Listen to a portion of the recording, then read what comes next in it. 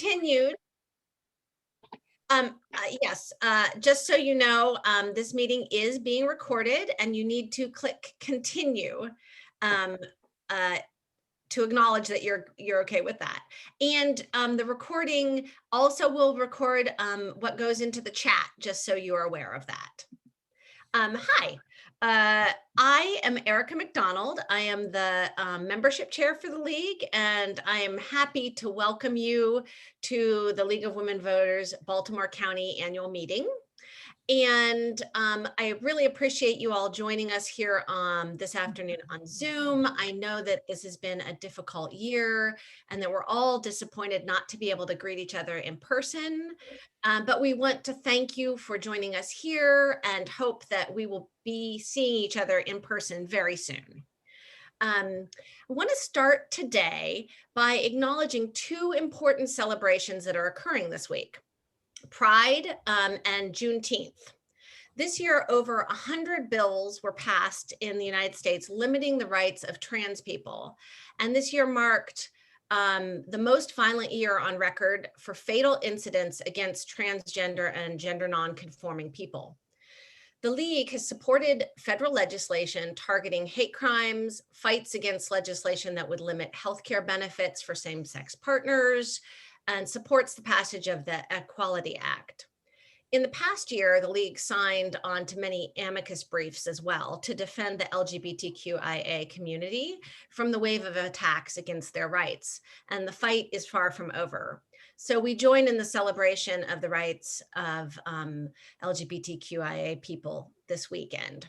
Additionally, the bill President Biden signed into law yesterday creates a national day to commemorate the end of slavery in the United States.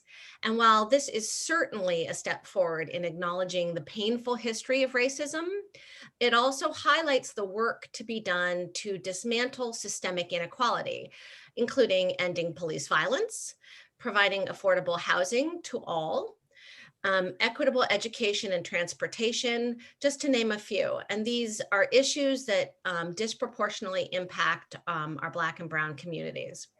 The League is committed to advocating for these issues essential to a healthy democracy for everyone. So we have important work to do. And today we'll discuss our plans and ideas on how we'll do it in the coming year. And we're excited to hear from you later in the program. There'll be space to talk about these issues and our program for the coming year. So let's get started. So we have some changes to the agenda, which you can find on page 15 of the annual meeting workbook. After a quick overview of how the meeting will work, we'll begin with our guest speaker, Mr. Steve Lafferty, who will leave us by, needs to leave us by 1:30. So we've rearranged our agenda a bit to accommodate that. Also accommodate meeting virtually instead of in person, where we begin with lunch. So after Mr. Lafferty's presentation, we'll recognize two League members for their distinguished service to the League. And then we'll take a quick stretch break before we return for our business meeting. And we plan to wrap up by 2:30. We may go quicker because we're in Zoom, or we may talk more and still wrap up by 2:30, but that's the goal. All right, and let me advance the slide. There we go. To start, a few best practices and community norms for the meeting. Let's see here, just a second. Actually, I'm on the wrong slide. I apologize. So here's our meeting schedule. Just FYI, so as I was introducing it before, this is the timing that we're planning to follow, which is different than what's in the workbook. Okay, so now some meeting logistics before we start. To prevent background noise, please keep yourself muted when you're not speaking. I imagine we're all aware of how to do this from all of the millions of Zooms that we participated in. But if you're not sure, it's at the bottom of your screen when you hover over it with your mouse. And you can also put a question into the chat if you have any problems with that. We're recording the meeting. The meeting workbook is available online and the link is in the chat. So you can, if you don't have a copy of it and you want to follow the link out to look at it as we're going, it's available there. If you have questions during Mr. Lafferty's presentation, please put those questions into the chat. And then after the presentation, we will get to those questions. Sherilyn will be moderating the chat during the presentation. Also, questions that were submitted in advance will be posed to Mr. Lafferty after his presentation. Later on in our meeting, during the business meeting, when we're voting, only League of Women Voters Baltimore County members can participate in votes. So we'll be using the Zoom feature called polls, which will pop up a poll for you to respond to. And we'll walk through how this works later in the meeting. It's very easy, and I don't anticipate any problems with it. We used it at the Maryland Annual Convention without any issues. So because we're a good size group today, which is lovely, we'd like to ask you to raise your hand if you have comments during the discussion sessions of the meeting. It's under participants in the bottom of your screen. And just be aware, if you raised your hand, it will stay raised until you lower your hand in the same section. Okay, so if you would lower your hand after you have a chance to talk, then we can keep track of who's next in the queue to speak.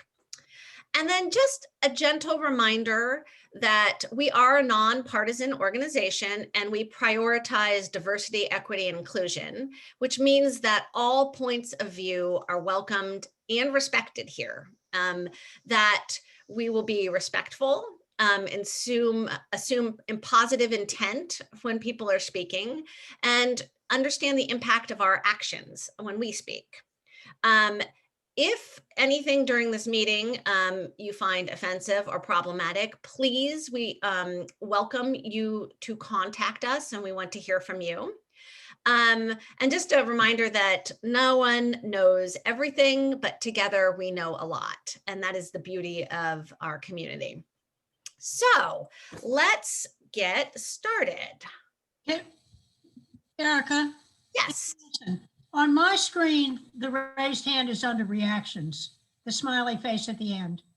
Okay, thank you, Nielsen. Yeah. So I'm going to hand the meeting over to Nielsen, who will introduce Mr. Lafferty. I want to welcome Steve, first of all, and we're pleased that you're here. And Steve Lafferty has served as the administration of County Executive John Olszewski since 2019. First as a member of the House of Delegates from the 42nd District, where he served on the Environment and Transportation Committee. I think I skipped a line. Go back. I'm going back. Sorry about that. John is first as Chief Sustainability Officer and currently is Planning Director for the county. And prior to that, he was a member of the House of Delegates for 13 years from the 42nd District, where he served on the Environment and Transportation Committee. He has a bachelor's degree from the University of Maryland and a master's from Bowling Green University in American Studies. He also received a JD from the University of Baltimore Law School and was admitted to the Maryland Bar in 1983. The Planning Department implements programs and projects that strengthen existing communities, improve housing opportunities, revitalize older commercial centers, and preserve rural resources. They are responsible for the implementation of the Affordable Housing Voluntary Consent Agreement, or the VAC, with HUD. He will be a part of the County Executive's Affordable Housing Task Force. Steve's going to speak to us today on the master plan and VCR Affordable Housing Work Group. And please hold your questions to the end. Thank you. Welcome, Steve. And I'm just going to switch over, Steve, so we can see you as you speak. Okay. Allow to stop the slides, and Sherilyn will pin you, I believe, as our speaker. Also, if you want to view just Mr. Lafferty as he is speaking, you can go up to the view option and click on speaker. Thank you very much. I really appreciate the opportunity, and thank you, Nielsen, for reaching out to invite me today and for that nice, generous introduction. Before I start, though, I'd like to express my thanks and kudos really to the League of Women Voters for your consistent and persistent advocacy for democracy, for justice and equity and equality. I think many of you, I know, I don't see everybody on the screen, of course. Many of you I know, and many of you I've had a chance to meet when the regular January luncheon meeting as the legislative session would kick off. It was always a pleasure to listen to the concerns of members, and also then to share some of the initiatives that my colleagues and I were expecting to present in the General Assembly. As Nielsen said, I joined the County Executive's Administration back in September of 2019 to help establish a sustainability initiative that he intended to see be consistent throughout the county government operations, but also to see how sustainability could become one of the legacy efforts to make sure that we are looking towards the future. In January of this year, he asked me to become the planning director. So I'm still fairly new in that role, but we are enmeshed in a number of issues. I'd like to actually, I'm going to share my screen if that's okay. And there's three different pieces I want to share. One is a little bit about the department. Secondly is about the master plan and the master planning process.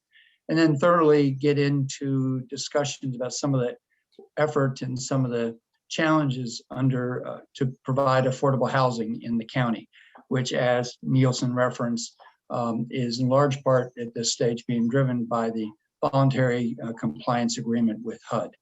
So, not being really familiar with how to do this stuff on Zoom, I hope this works. So let me pull this. I gave you permissions to share your screen, so you should be able to. Okay, thank you. Okay, it is, why is not coming up?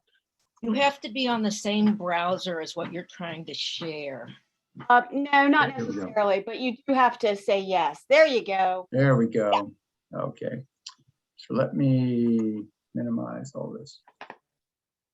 So the Maryland Department of Planning actually it's going through a few changes currently. We, under County Executive Kamenetz, he merged the former Office of Community Conservation with the department and brought in two different elements, one working with housing finance and another group that has been working with the administration of the community development block grant funds and therefore serving communities, people with disabilities and other people in the county, primarily low-income members. So this is the current configuration. One of those entities really now reports to our Department of Health and Human Services, leaving these four groups in the department. As of July 1, however, the Housing Finance Unit will be moving into a new Department of Housing and Community Development that the County Executive has recently created. He was committed to focusing on housing challenges that the county faces and also recognize that the community needs increased support. So he's merging multiple efforts into a new Housing and Community Development Office. So let me start with one of our groups, which is Development Review. And a lot of people may not think about Development Review being that important, but it is really critical to really how the county grows and is built out. In the top box, it just shows some of the steps that we undergo We have a staff of 9 who are working in this group. Under this development review section, we also have a group of volunteers. We have who are either on the Baltimore County Planning Board, Landmarks Preservation Commission, we have a design review panel that reviews development activities in various parts of the county. And we also have, and we work with the Pedestrian and Bicycle Advisory Committee. One that doesn't show there because it's not linked to this group is our agricultural, we have an Ag Preservation Board. This group reviews all development plans and reviews permits that come in order to make sure they comply with the master plan and with code and with our regulations. Here's one example. This is a proposal of a development called Magnolia Farms over in Perry Hall. And frankly, when this plan came in, our reviewers said this is not very community friendly. It doesn't have adequate open space. The green that you see on this really is an environmental buffer. So it's not area that really the new community would benefit from other than having an environmentally protected area. They have come through after a number of comments by our staff and developed really a more commons, if you will, in the center of the development. So it does not look as compact as this does. But this is the kind of thing that is regularly reviewed. And the road sort of at the lower or right-hand side, just to orient you, is Honeygo Boulevard. And here's another one, similarly came in. This is over in the 1st District off of Johnny Cake Road. That also is fairly dense, but the area to the northern part of the top part is also environmentally more sensitive. It is not too far from Tapsco Valley State Park. And so we have pushed them to make connections to the park so that people have some level of ability to get into the park without necessarily driving. In my opinion, this is way too dense, but this is what's allowed under the zoning. So we're sort of constrained in that way to resist plans that come in like this. Another group that we have is our community planning section. We have broken into 3 different sectors: Western, Eastern, and Northern. And in this group, they're focused on land preservation, commercial revitalization, these commercial revitalization districts, whether it's Liberty Road, Towson, Pikesville, Parkville, Essex, Dundalk, Catonsville, are all commercial revitalization districts. And we work with them to try and make physical improvements. We're not as focused on the individual businesses as at least the business activity, as much as the physical environment that is set.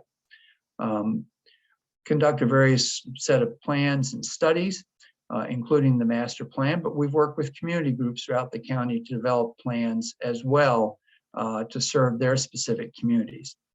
One example was Liberty Road, and this is part of the engagement process that we went through with residents in the Liberty Road corridor. And you can see how when we looked at the issues, the top 10 concerns, how it broke down. And a lot of this then leads us to communicating with other agencies like the police and like code enforcement to say, hey, these are the issues in this community, which, if you know Liberty Road, runs all the way from the city line down near Northern Parkway, all the way out to Carroll County. So we have tried to work with the community in different sectors or pieces to make it a little more manageable. But this is just one example of the kind of engagement that we have. And in the commercial districts, and this is a proposed district that actually just shows, again, how we're trying to improve in this case, it's Dundalk, highlighting certain communities where we can bring in architects to help. We have a program called Architect on Call that they can refer to and bring in an architect to get free services that hopefully lead to using our business improvement loan program that allows facade improvements and other physical improvements to the buildings. And these are then incorporated into the master plan with design guidelines. And in fact, last night, the planning board just approved new design guidelines for Dundalk.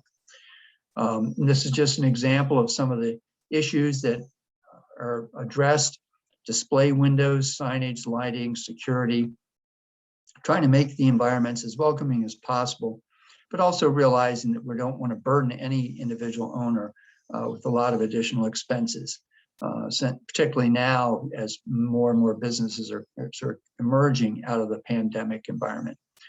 And this is an example in Essex. If any of you know Essex, you may know that as you're going west and you come over the bridge, you see the cube, this iconic cube that's on the left-hand side. That cube has been there for over 40 years. And right now the community is looking at a different kind of public art that will be in that space, and probably retire the cube to the Historic Society. But again, looking at improved landscaping and entryways, gateways, to make all the communities as inviting as possible. We also deal with rural issues. We have a rural legacy program that's aimed at protecting and preserving as much land as we can. We realize that, you know, as I said, they don't make land anymore. So we work with these 5 different rural legacy communities: Manor, Piney Run, Coastal, the Gunpowder, and also Long Green, to see how much success we can have in bringing primarily farmland into a preservation scenario. Matter of fact, we were working with 7 new owners who have agreed to come into the program now. And what this does is create a perpetual easement on the property, so they can continue to farm it, live there, but they cannot develop the land. Now let me shift to the master plan, if I may, and probably better, let me get through this and then any questions you have. So Master Plan 2030 actually we began work on that last fall. Not surprisingly, because of COVID and the pandemic, a lot of the work got slowed down. It became a little more challenging to figure out what was going to be the best strategy to conduct our outreach. But we are moving ahead virtually. So the master plan, really it's about making sure government and people are connected.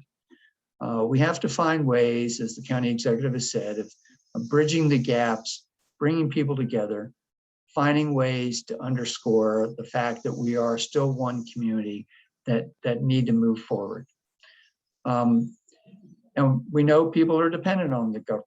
And so we're committed to making sure that we have high quality services and provide the kind of safe environments, clean environments, and vibrant communities and quality schools that are needed.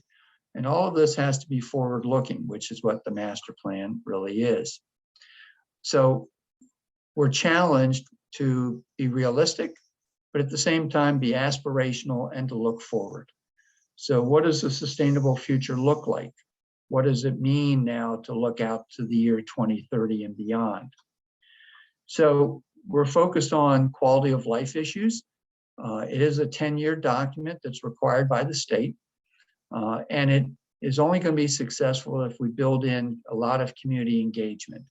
And I'll talk about that a little bit more.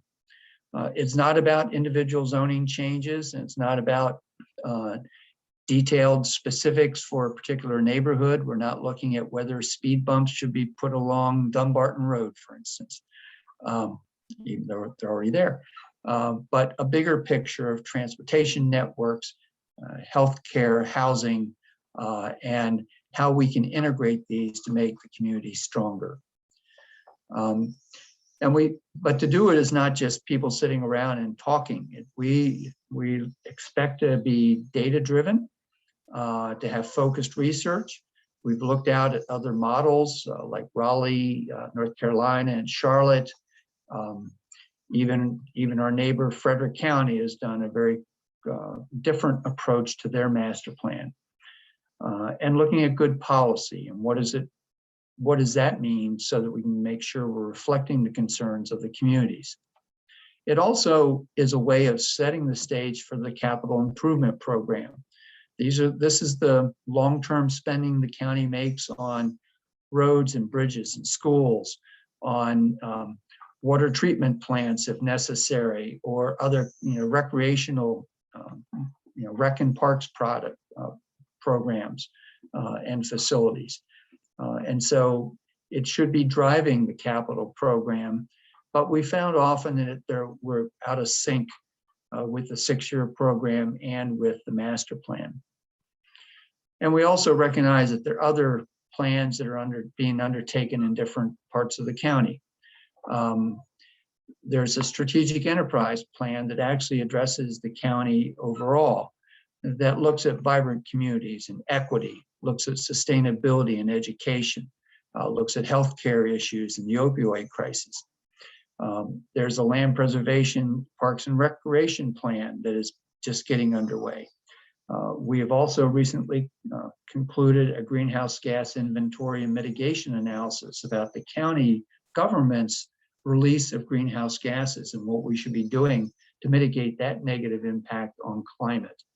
So we're not doing this independently, we're doing this in conjunction with other agencies and what they're doing.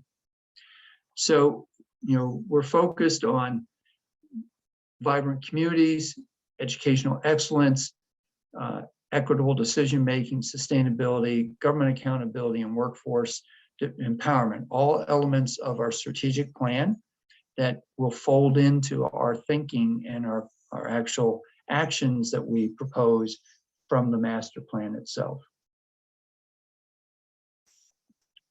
Oop, I think I skipped one.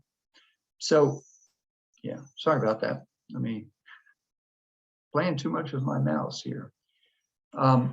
So we're looking to prepare for the county's future needs, look at the best practices and how we can utilize those, update our out-of-date policies and actions. And I know we've heard already a lot about the development review process and what should be done differently, as well as provide implementation guidelines and benchmarks.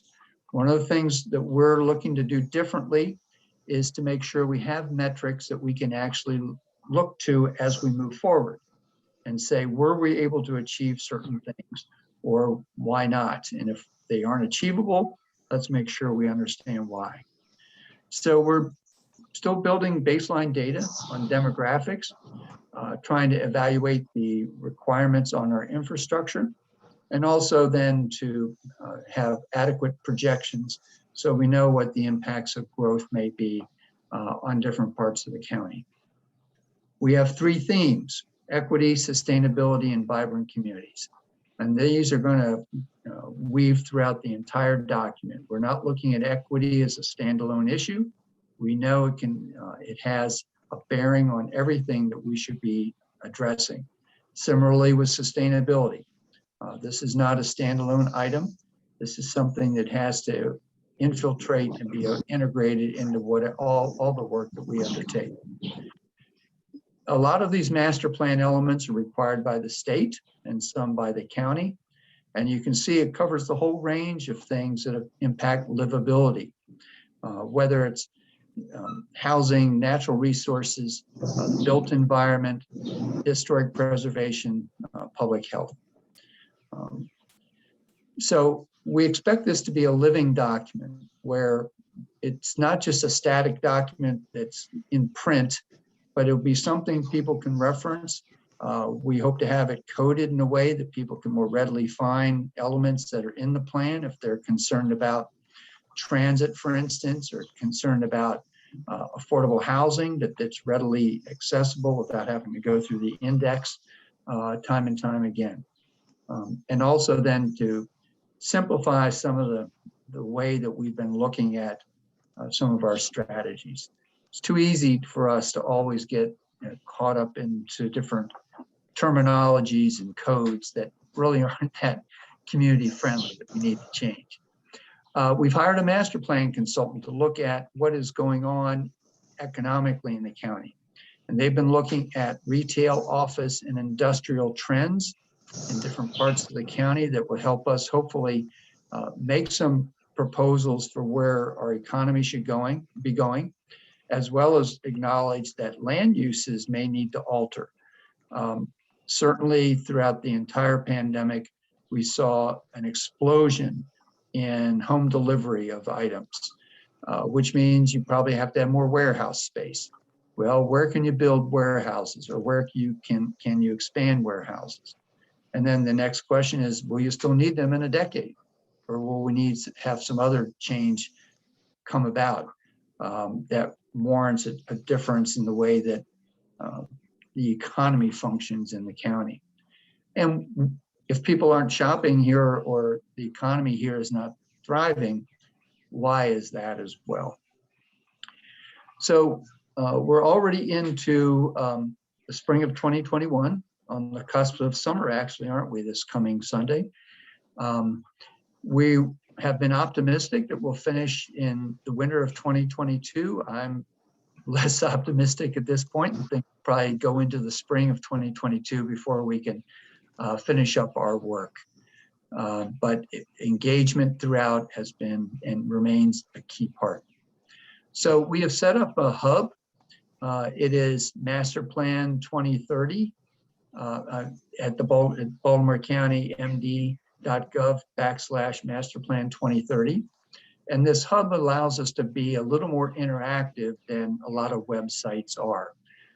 It allows us to collect survey data on those people who are attending or participating, and we're trying to develop more platforms to use. So if you go to the Master Plan 2030 hub or web page, and here's the site, there's a join button. And if you click on join, it'll ask for a little bit of information as we get some demographic information on those who are coming to the hub. But most importantly, it allows us then to continue informing you about what is going on as the plan proceeds. Because this is your plan, this is the county's plan, this is not the planning department's plan. So we hope through this engagement process to be iterative, to keep developing more background information.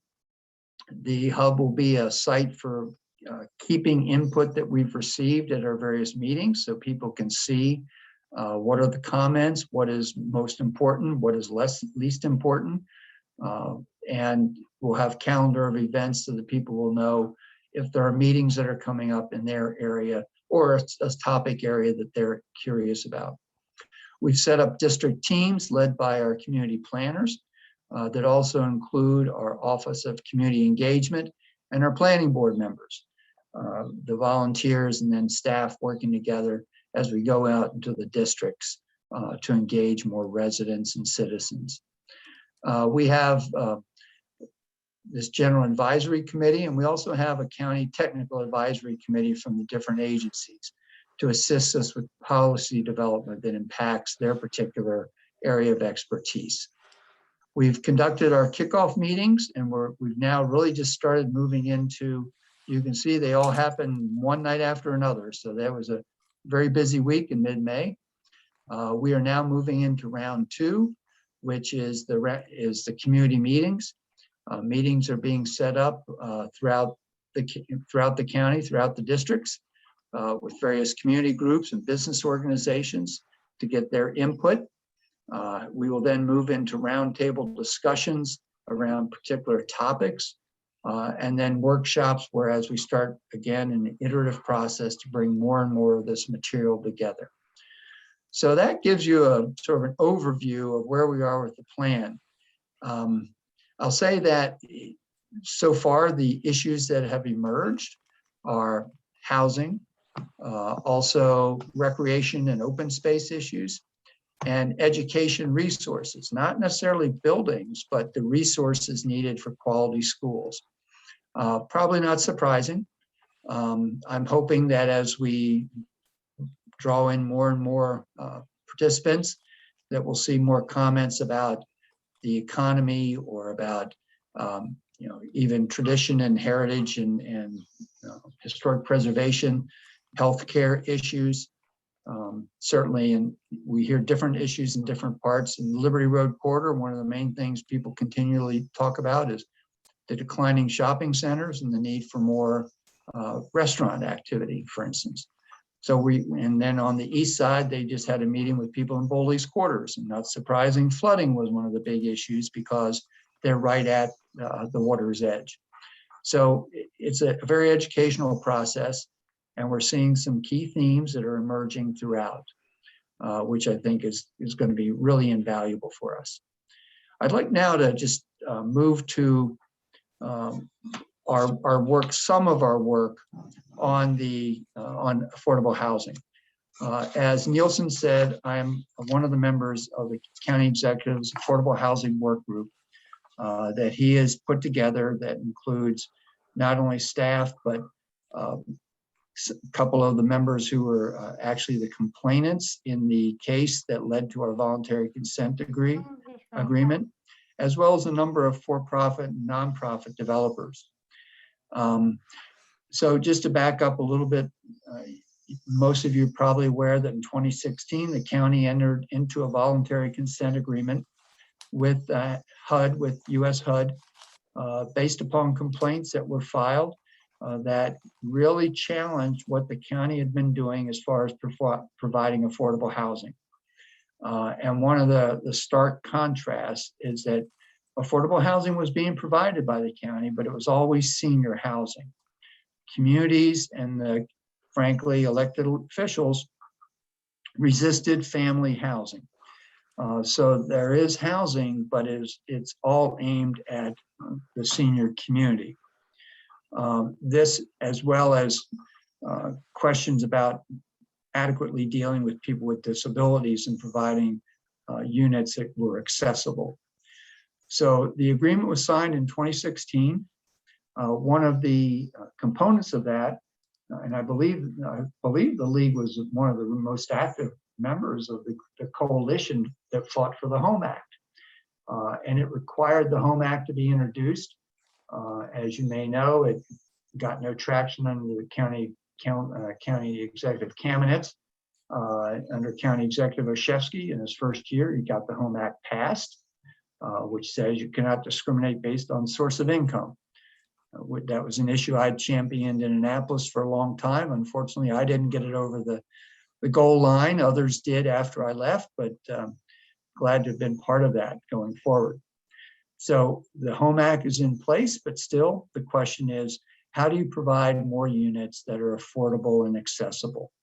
So the county's consent agreement required us to create and provide 1,000 new what they call hard units. Those could be rehabilitated units, they could be new construction, and a portion of those, I'm sorry, I can't remember the number offhand, had to be 3-bedroom, recognizing that families were the ones who were often left out. 100 of those also have to be what is called UFAS, and UFAS is primarily wheelchair accessible, not just accessible, but also wheelchair accessible. And so we have these commitments and also a requirement to report annually to HUD. We have just, in fact, had to submit a 90-day analysis because we failed to meet our goals in 2020.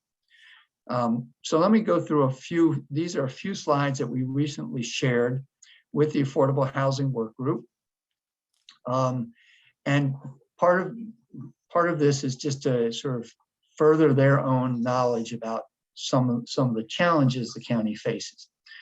The urban-rural demarcation line was established decades ago in order to protect the land from fully being built out. 2/3 of the county is outside the URDL. 2/3 of the people who live in the county live inside the URDL. So obviously we're much more dense inside the URDL than outside. And you can see how it goes up to Owings Mills, goes up to Hunt Valley, and also over to White Marsh, and includes everything within the Beltway as well. There's been some discussion of should we expand the URDL. Not my idea either. So what we are obligated to do under the voluntary compliance agreement is to provide housing units within opportunity areas. And you can see the hatched area is the opportunity areas. There were a dozen different criteria utilized in order to identify these different areas. And you can see there are a number of parts on the east side and the west side that are excluded. This has to do with transportation, educational opportunity, median income, job opportunities, and in fact, what provides an opportunity for a family or for an individual who may be housed in a unit. So this hatched area, again, a lot of it you can see is outside the URL, but we're constrained under the VCA to focus on units in the hatched area.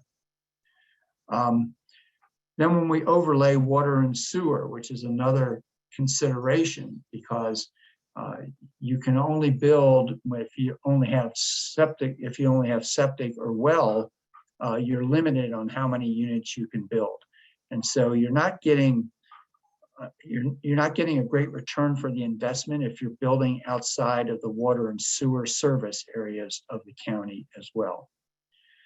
And then one of the questions is, how do you provide enough multifamily housing units?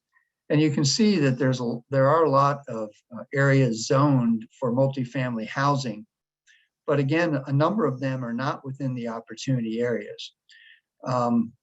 Just because it's zoned doesn't mean it isn't. It could already be built. Many of these are already built units, not necessarily land that's already been zoned for multifamily housing or an apartment complex, but could already be built upon, and therefore, except for rehabilitation, may not provide a new opportunity for housing to be provided.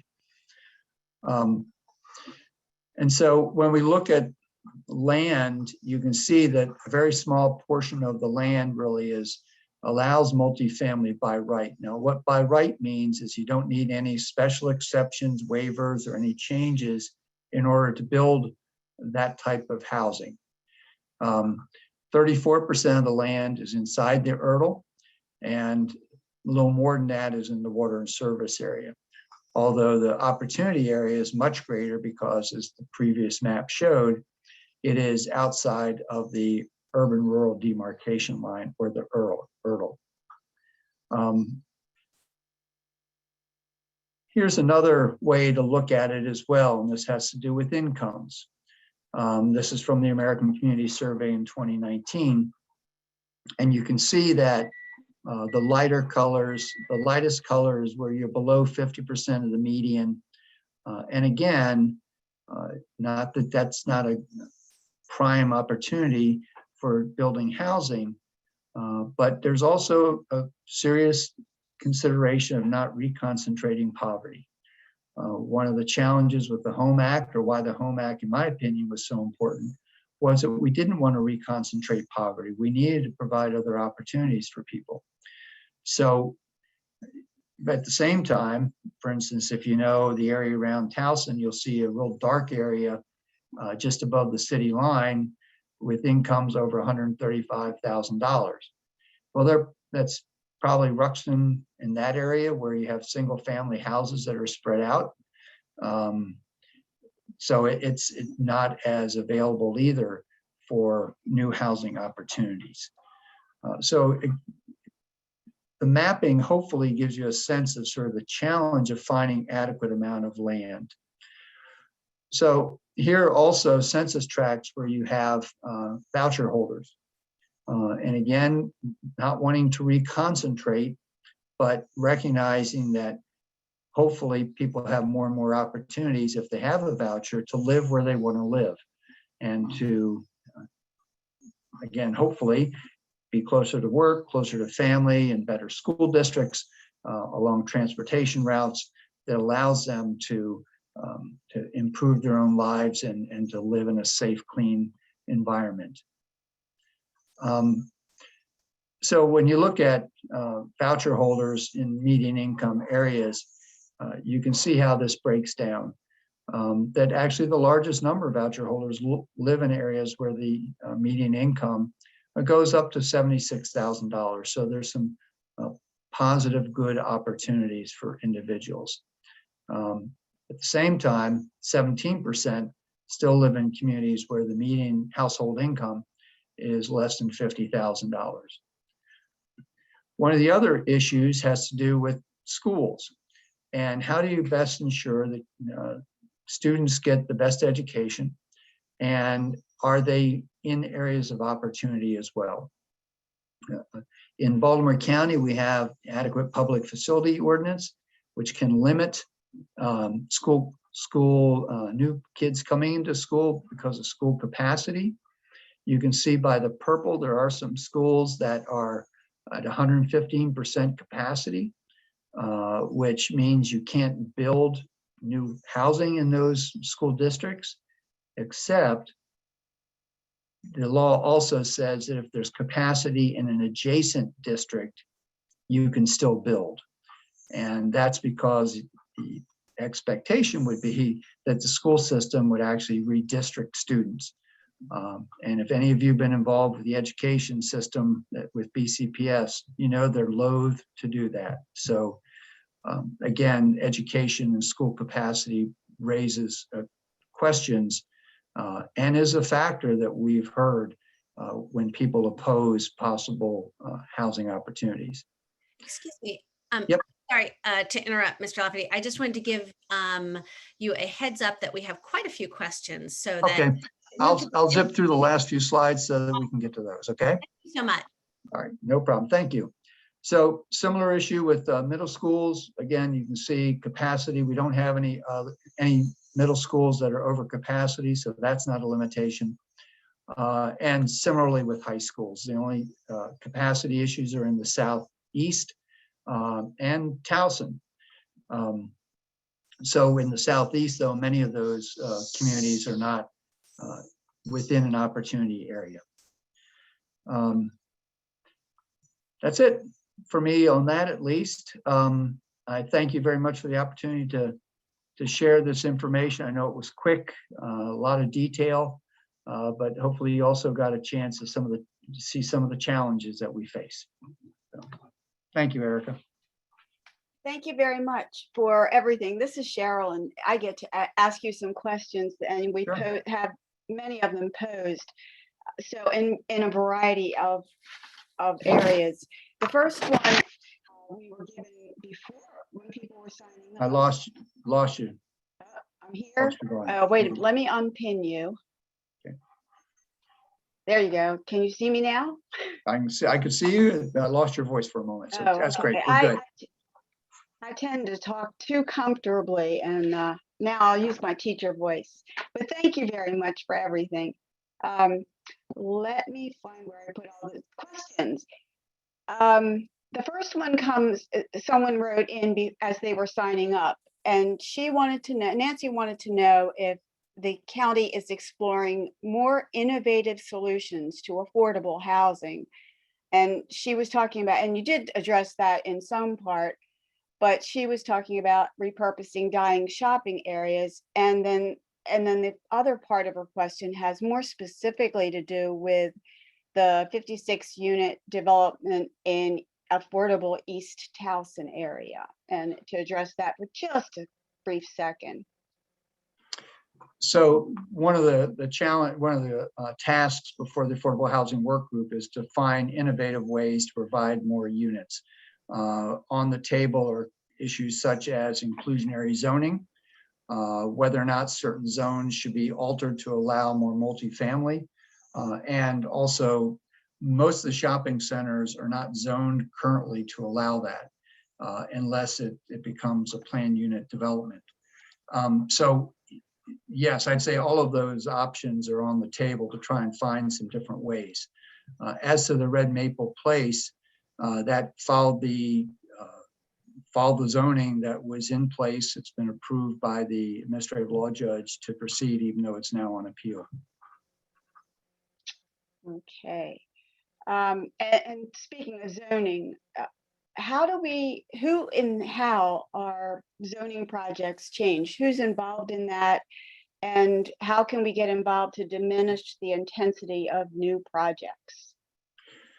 Well, the process, it starts with the submission of a concept plan that goes into our permits approval and inspections department. They distribute it to the different agencies for comments. Then it comes back and those comments are shared with the developer.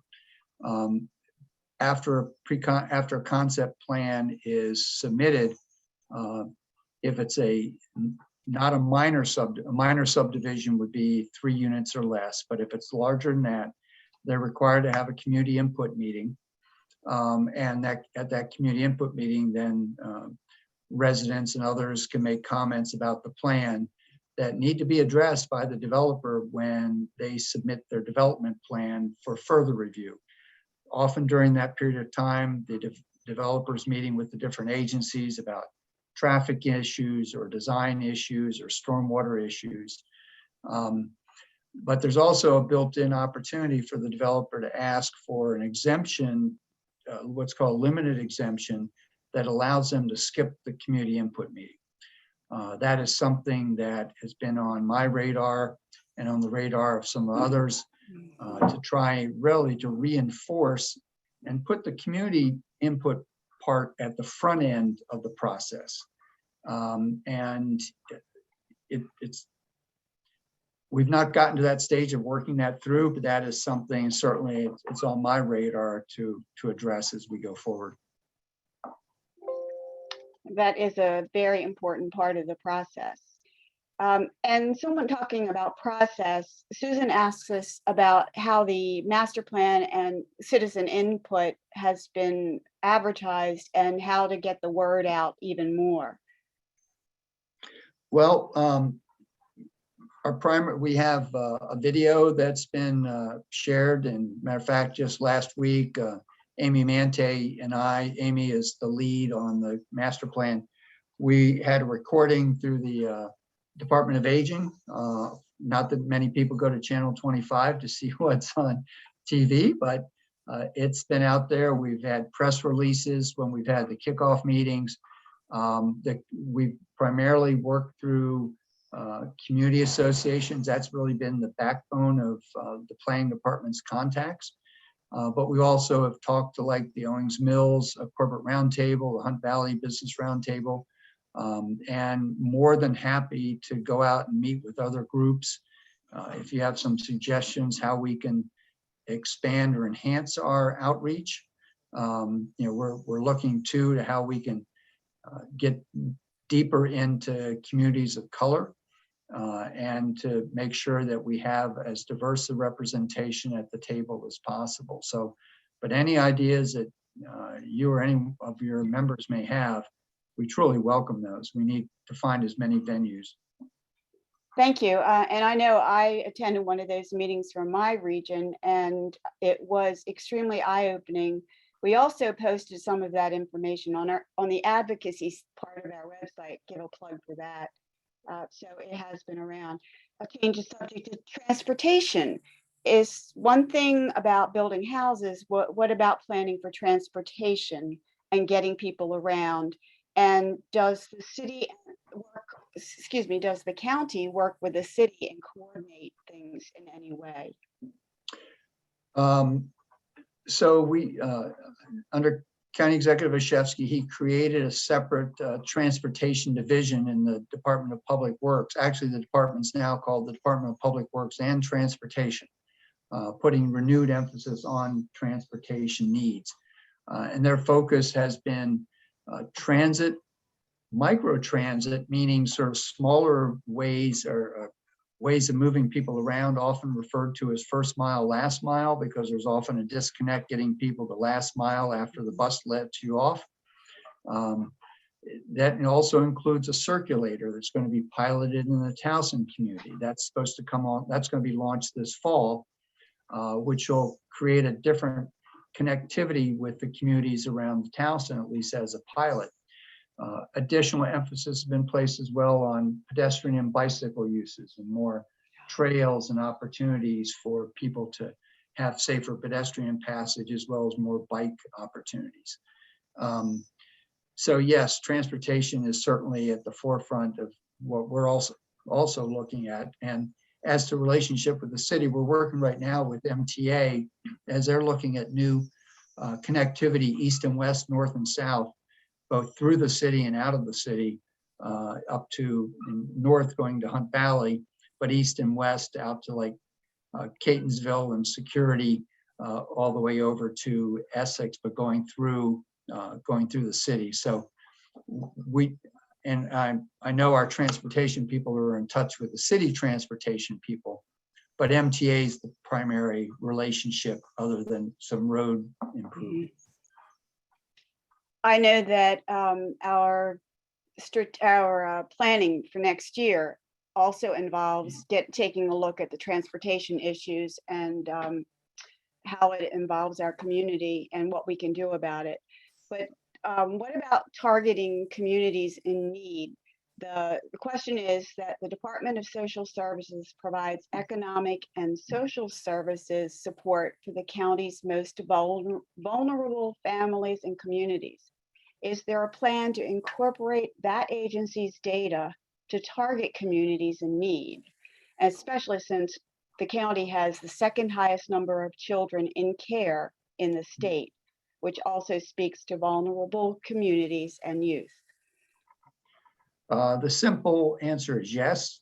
We're drawing on the data that they've developed, and actually a lot of additional data that's emerged throughout the pandemic because of the expansion of services for addiction prevention, food insecurity, and other challenges that, obviously, unfortunately, an increase in domestic violence. So yes, those data sets are going to be built in as well as we start looking at the more specific issues. And two more questions. The last one is about how the county plans to address global warming and sustainability. Well, we've done, the county executive determined that what we should first do is sort of look at our own house and what we're doing. So we have completed a greenhouse gas inventory and mitigation analysis. It came up with 14 recommendations. Wow. For how the county can begin to reduce our own greenhouse gas emissions. We're purchasing, as we speak, literally new hybrid vehicles for the police department. We are in the queue to buy some electric vehicles also. And it's not always possible to outfit all vehicles as electric, unfortunately. Their technology isn't quite there. But we're moving along that line. Also to reduce, we are capturing the methane that comes off of our primary landfill and of converting that to electricity. We're putting solar arrays on 2 closed landfills to again generate more of our own power for the county and get away from purchasing fossil fuel generated electricity. Looking at solid waste, looking at energy conservation.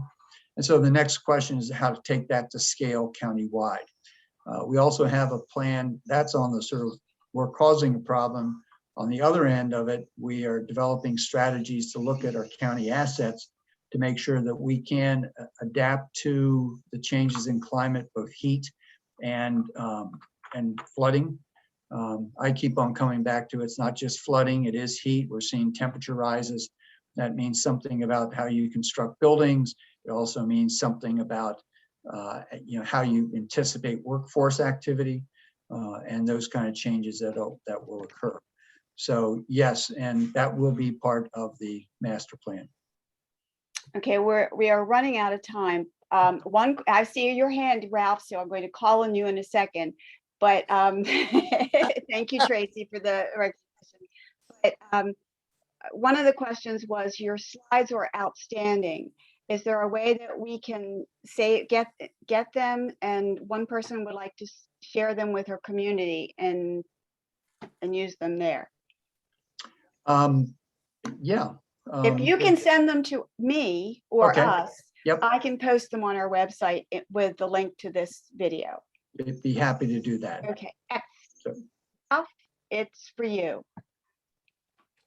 This is a thrilling change back to the leadership that existed when I first became involved with Becky in the league in land use of Baltimore County. Back under Fields, it was inspiring, and Steve, you brought it back, and I'm looking forward to a very successful change in the planning system. Ralph, that is wonderful to hear, but most importantly, it's terrific to see you, my friend. It's been so long. It's I great know. to see you. It's terrific to see you. I'll Thank be you. back in circulation now, Steve. All right, glad to hear that. That is a phenomenal way to end your presentation. Ralph, thank you very much. Mr. Rafferty, thank you very much. And I'm going to turn you back to Erica. Yes. And I just say, Sherilyn or Erica, if I may, that if there are additional questions that people want to send to us, we'll try to respond to them or build that into the master plan process. People can go, they can also submit questions to we have an email address. It's planning@baltimorecounty.md.gov. And we'll try to respond to those as well. So. Thank you so much, Mr. Lafferty. That was the exact thing that I was going to say. There are a few more questions in the chat, and unfortunately, we know you have a hard deadline, so we will forward those to you and then encourage and share that email with the membership to continue to input. And we thank you so much for joining. You're welcome. Well, thank you all again for the great work you're doing. Terrific to see so many people part of your meeting today, and I look forward to working with you going forward. If in the future you want to double back and go over some of this, or I hope all of you find a way to participate in the meetings that we have going forward. So thank you. Absolutely. Thank you again. All right. So let me go back to our slides just a moment.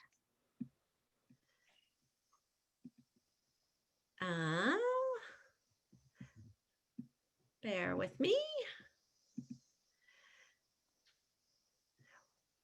All right. So to keep us moving, we're going to do a brief presentation for membership appreciation awards to two of our members before moving into a brief stretch break before we then go into our business meeting this afternoon. So I'm going to turn the presentation over to Terry Lawler, who is going to present the awards for our membership appreciation this year. Thank you, Erica. My name is Terry Lawler, and as most of you know, I'm a past co-president of the Baltimore County League. It's my distinct pleasure to announce the recipients of this year's Member Appreciation Award.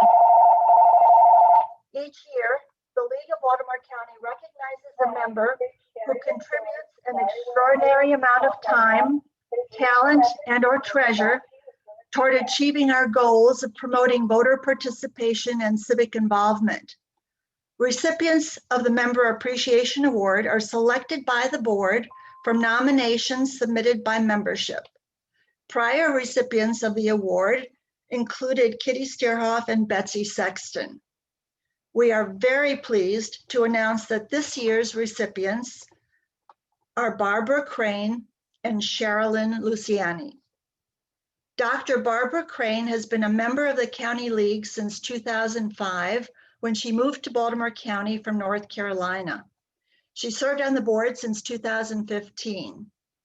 Under Caroline Seaman's mentorship, Barbara became involved with voter services.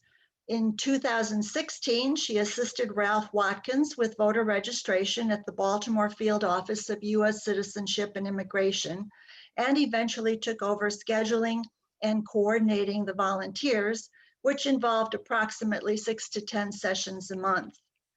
Since 2017, she coordinates voter registration, and we get requests from the community. For example, during the fall of 2020, she coordinated 12 sessions for Hereford's Farmers Market, the YMCA, Mom's Organic Markets, and 2 affordable housing communities. Barbara also is responsible for putting together the voter's guide, which is published prior to each election. This time-consuming job requires preparation of questions submitted to candidates, following up on information obtained from them, and recording verbatim their responses in the voter's guide. Upon completion of the printing, Barbara arranges for distribution of the hard copy of the voter's guide to various points around the county. In addition, Barbara disseminates information about Vote 411 on our online version of the voter's guide. Getting out the voter's guide prior to each election is one of our flagship projects and requires a huge amount of work, meeting deadlines, and a great deal of attention to detail. Dr. Crane also serves on the board of the State League of Women Voters. Also being recognized this year for her extraordinary contributions of time, talent, and treasure to the Baltimore County League is Sherilyn Luciani. Sherilyn joined the League in 2009 and has worked on poll evaluations, voter registrations, numerous committees and projects, including the membership committee from 2009 through 2017. She also participated in the development and implementation of our League's strategic planning efforts. For approximately 6 years, she was responsible for creating and publishing the League's monthly newsletter, The Voter. Sherilyn also worked on the developments of 3 different versions of our League's website. She created and maintained our new domain, lwvbaltimorecounty.org, researched, purchased, and set up our office computer programs and monitor, and in 2020, researched, purchased, and set up our League's laptop used by our office administrator, Maggie. And she's assisted with her training on office procedures. Sherilyn obtained Zoom permissions through the State League, set up Zoom meetings and registrations for League events. She's attended the 2020 National Convention via Zoom, set up Google Drive, emails on the calendar. Over the years, she has created numerous flyers for our many programs, handbooks, and our Baltimore County League directory, as well as the annual meeting workbooks. She currently is working with the City and County Events Committee, scheduling informative Zoom discussion on topics of interest, and we have hosted approximately 8 such events to date. Sherilyn also set up our League's original Facebook account, and her knowledge of technology has moved us into the 21st century. The League of Baltimore County thanks Barbara Crane and Sherilyn Luciani for their continuous efforts to further our mission of empowering voters and defending democracy. We are very pleased to present each of them with a certificate of appreciation, which I think we see here in the slide. We are very pleased to also present each of them. Barbara has received a gold star embroidered on her white Baltimore County League vest, and Sherilyn received a cap embroidered with a gold star. I see that in the slide as well. The gold star identifies each of them as a recipient of this unique honor. As a small token of our appreciation, I believe each is also receiving a plant. Thank you, Barbara and Sherilyn, for all you do and have done for the League. Barbara, would you like to say a few words? Sure. Thank you very much.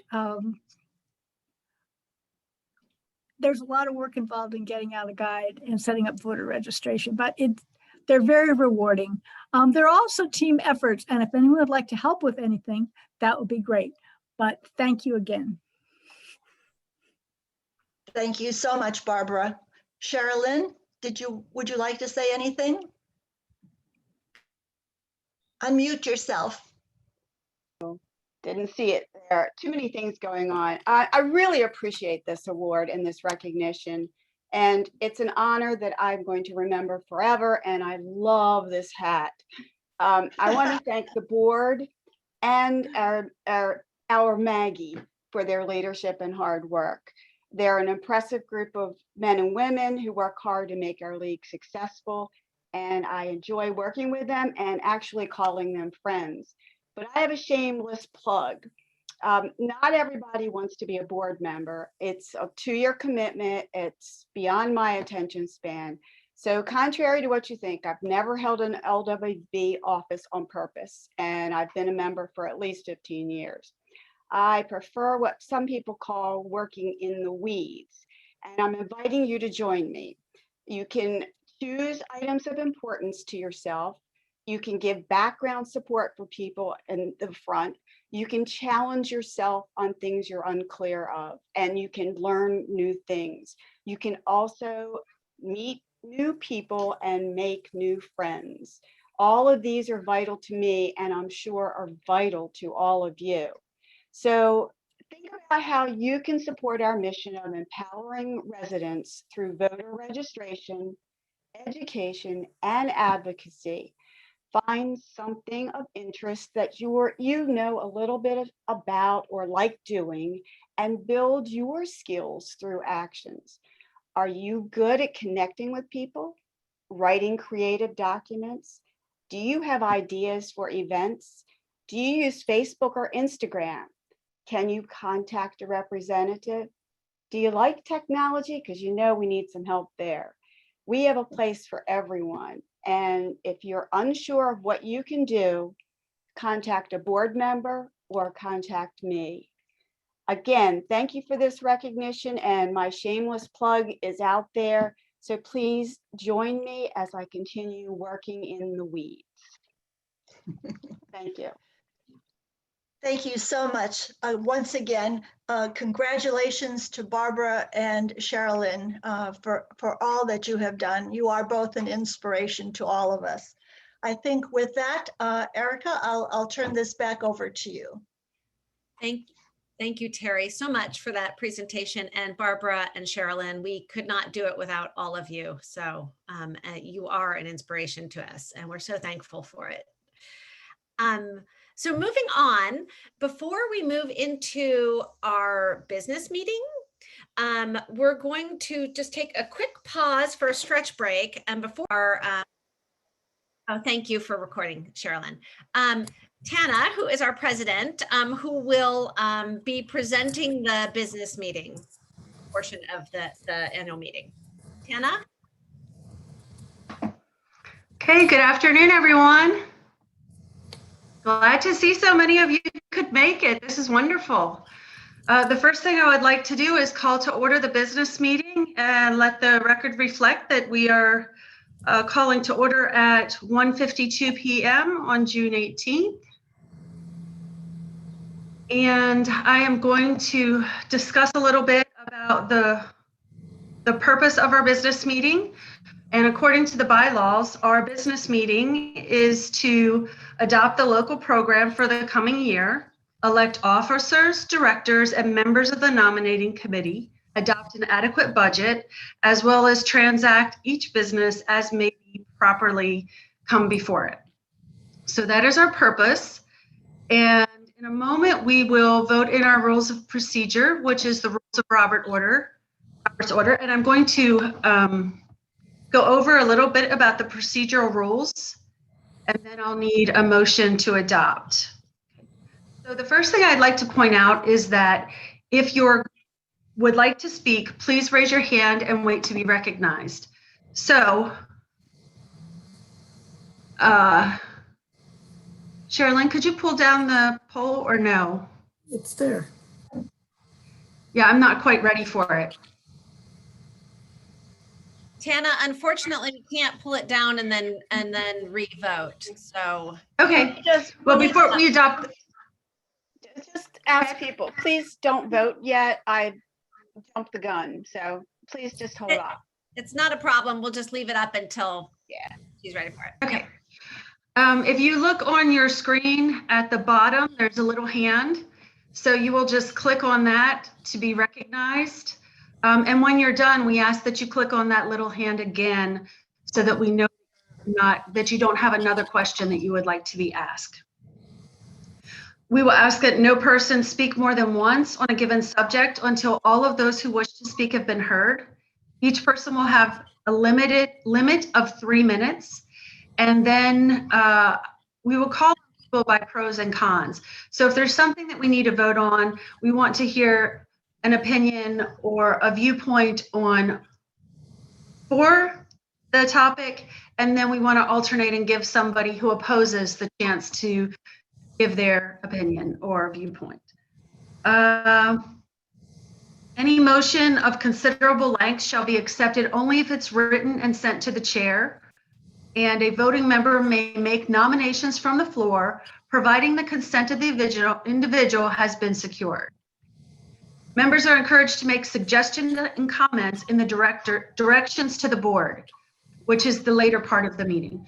So I just want to point out that the first part that we'll go through is the program, and we're going to vote on that. And then later we will ask, do you have directions to the board? So if you have something that isn't in that program that you would like us to consider, please hold off on that till we come to the directions for the board slide. So question about our rules of procedure. Okay, you all can, if there are no questions, and I don't see any, we can go ahead and I will provide 30 seconds for you to vote to approve and adopt the rules of order. Can I get a motion to adopt the rules of order, please? I move to adopt the rules of. Second. Is there a second? Second. Okay, I'll begin the timer now. You'll have 30 seconds to vote.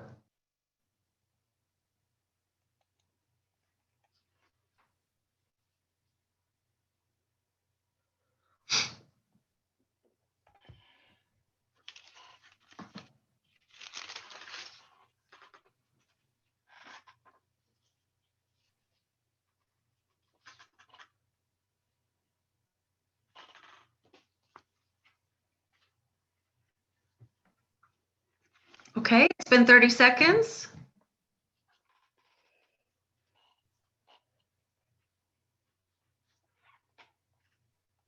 Okay, wonderful. We have 100% adoptions of the rules of order. The next thing that we'll look at is the approval of the June 13th, 2020 annual meeting minutes.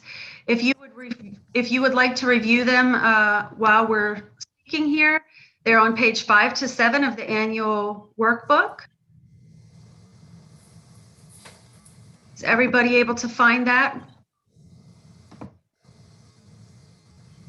Okay, so at this time, I would like a motion to approve the meeting minutes from the last board meeting in 2020. Can I get a motion to adopt? I so move. I am having a little trouble with the polls.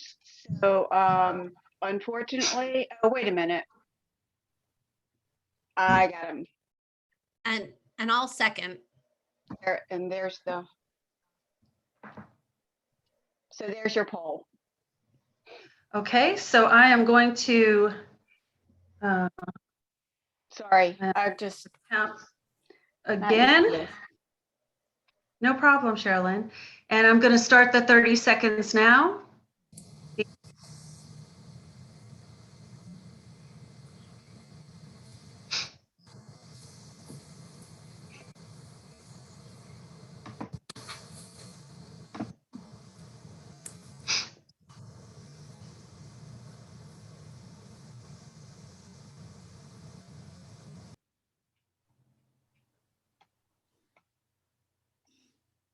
Okay, more seconds.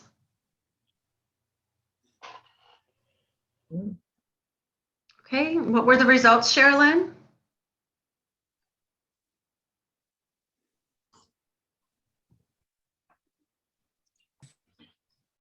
Excellent. So we have 100% approval. Thank you very much. I appreciate that, Sherilyn. And now I'm going to hand it over to Nielsen for the treasurer's report.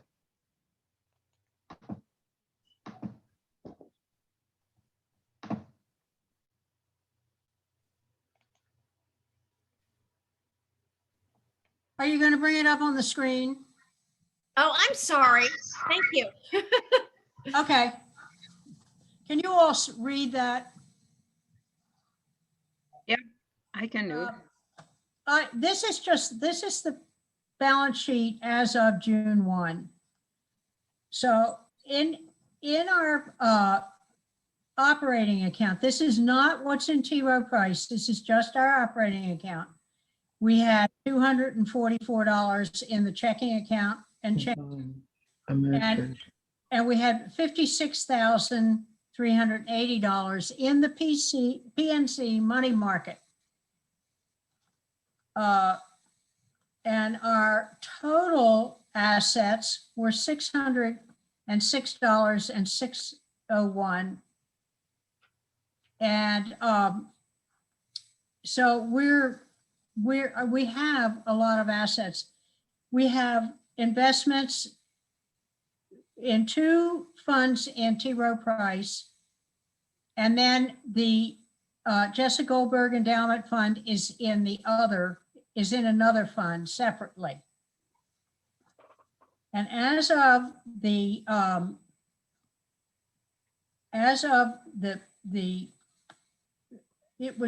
June 1, we had what you're seeing is only the monthly expenses. We're going to look at the expenses in the budget. They'll be there, but we have a total of 606, 601, 38 total in funds. Let's do the management fund first. Oh, all right, let's do the management fund first. I can move is this order okay? Yes, this is fine. This is fine. This is perfect. You all, I'm sure some of you don't understand the management fund, but the management fund is a joint fund that both the city and the county leagues put money into quarterly. And originally it paid more things than it does now. Because we have our own employees, some of the things that were listed here are now being paid individually by the leagues. But it'll show you the budget for last year, and it'll show you our expenditures plus the percentage, and then it'll show you the budget for the coming year. Sorry, I have this terrible postnasal drip cough.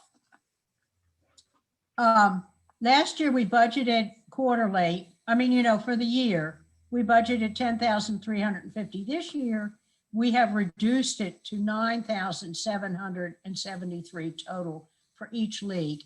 And that pays the rent, the Comcast bill, the copier, our insurance on the suite, and just any miscellaneous, probably supplies. Oh, sorry, you all. Supplies or anything like that we would need jointly. And it works out pretty well. So the total on the budget for the coming year is $19,545. And the board has already approved this budget, but they recommend that you approve it. So the board really is making a recommendation. We don't need a second. And Sherilyn, is there a poll for the budgets or? I believe there is. And Sherilyn, you're muted, dear.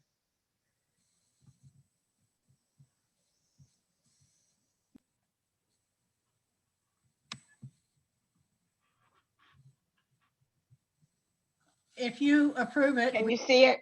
Yes. Mm-hmm.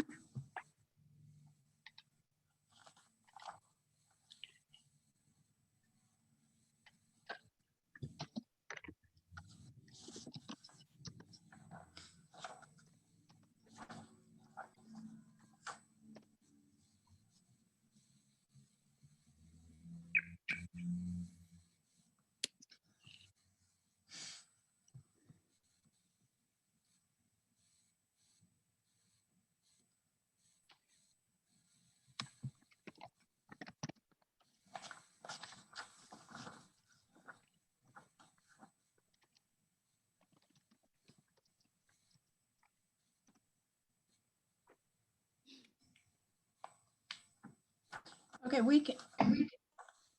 I'm going to say we got about 5 seconds left.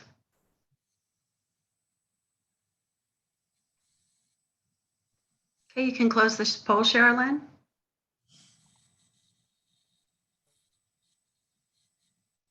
Oh, did somebody have a question about the management fund budget? I see one no vote.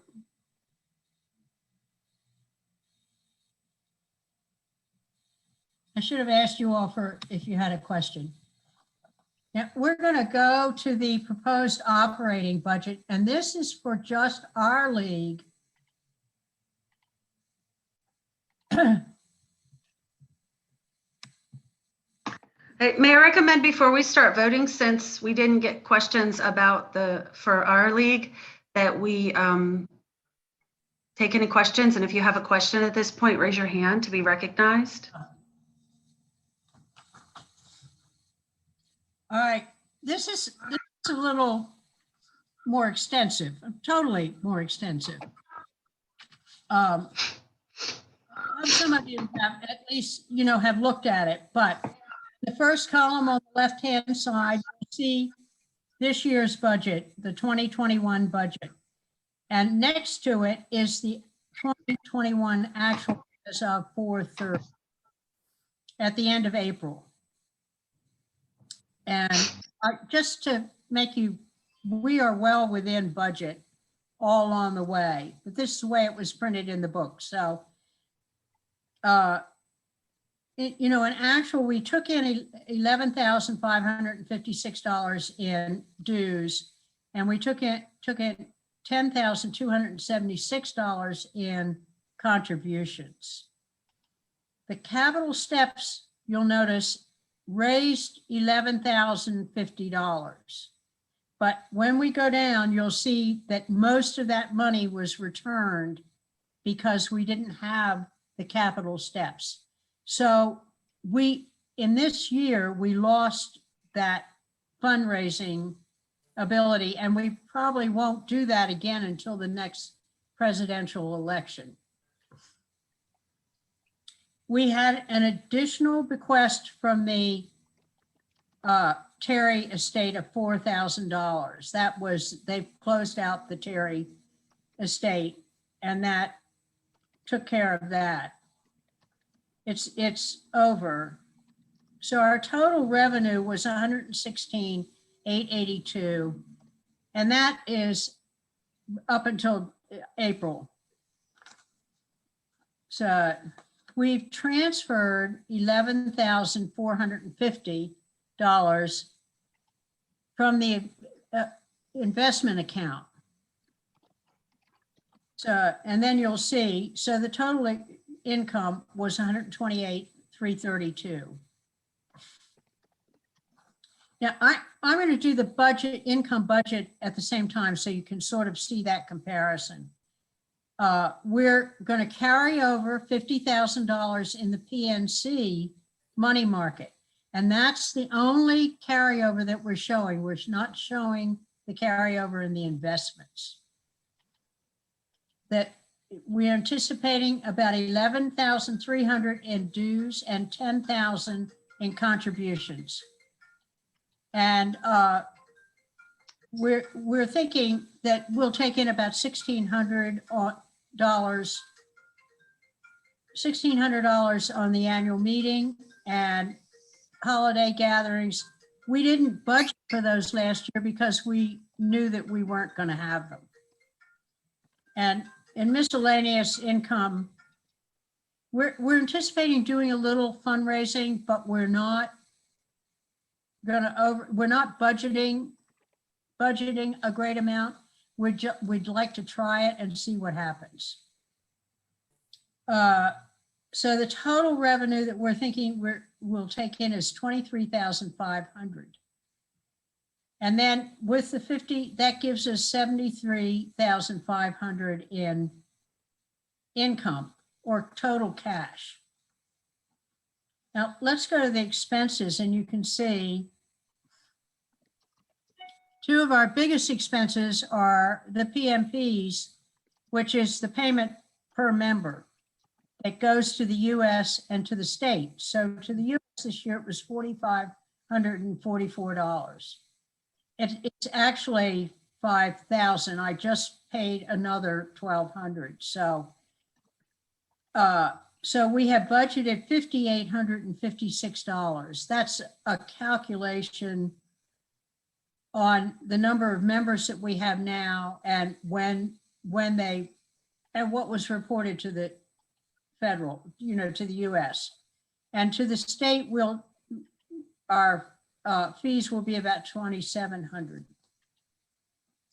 Then under the strategic plan implementation, with our accounting services, and then our office manager, Maggie, and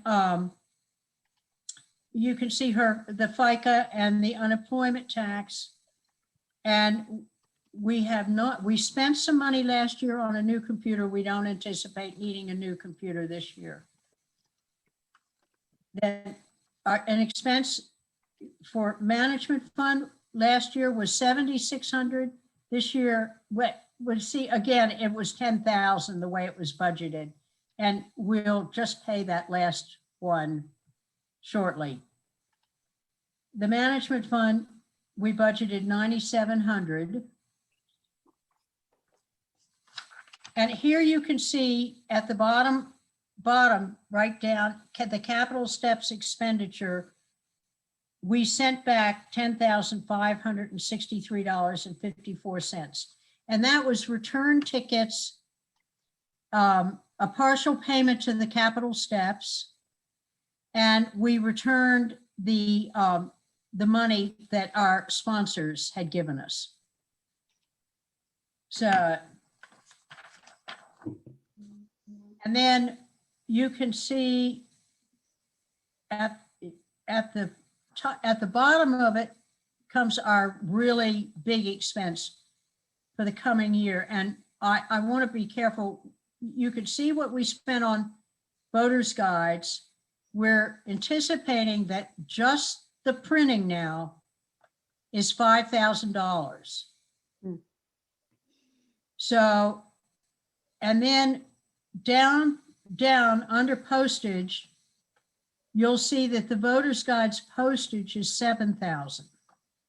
So we anticipate that we will spend about $12,000 total on the voters' guides. So, and then there's D&O insurance.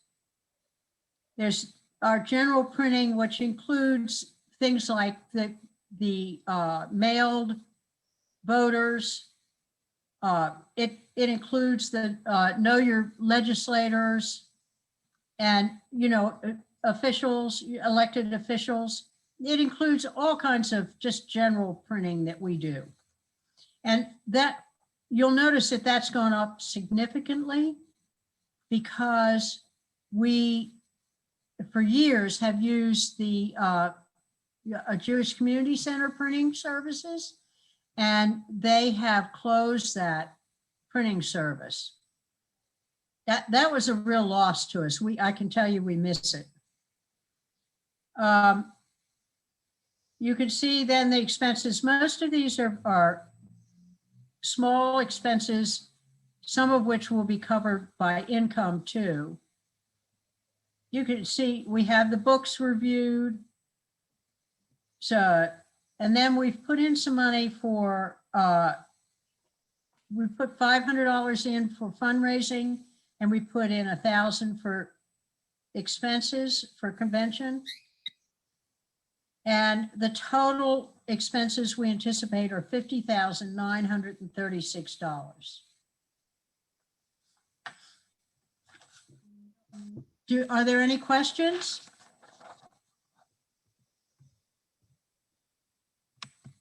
Does anybody have any questions? Linda, you're muted. Okay, yes, I had a question. Sure. First of all, I was hoping you'd lower the screen a little bit so that you could show the postage figure again. You have down that the cost for printing the voter's guide, you calculated $5,000.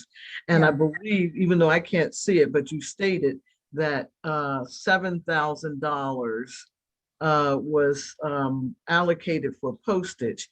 Now, if you have more individuals who are willing to pick up and drop off voters' guides, thereby, you know, cutting back on some of the postage costs, could you print up more voters' guides? Yes. Okay. May I add in here for a second? I noticed that you said you couldn't see what was on the screen. If you refer to the handbook on page 18 and 19, you'll see the operating budget. Okay, all right.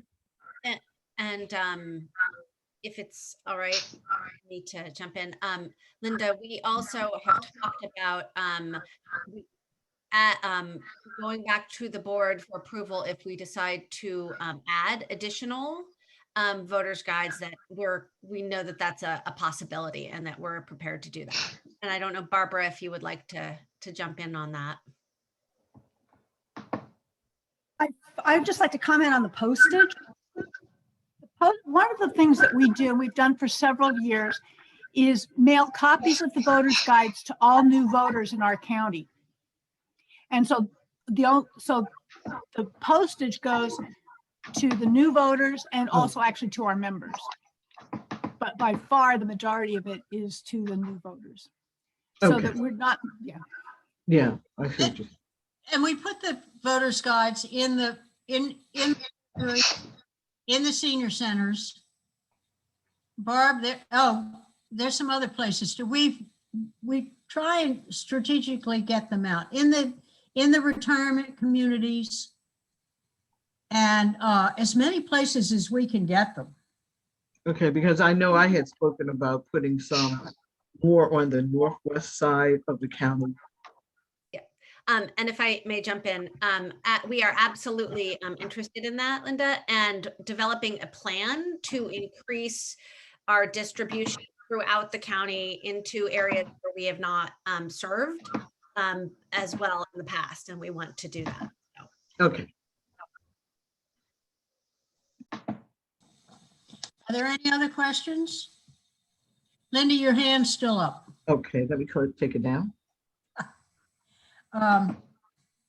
Anybody else? Again, the board recommends that you approve the budget. Are you ready to vote? I think we are.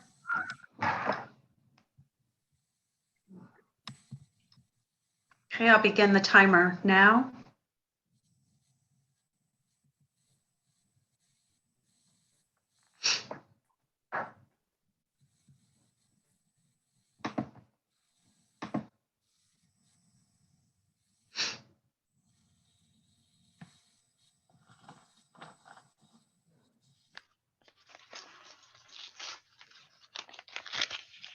Okay, 5 more seconds.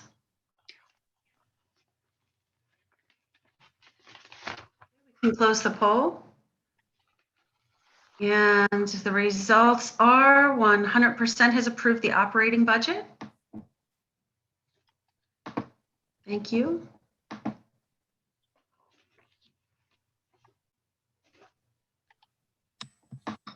Nielsen, are you going to discuss the Jessica Goldberg Endowment Fund report? No, is Carol on? As of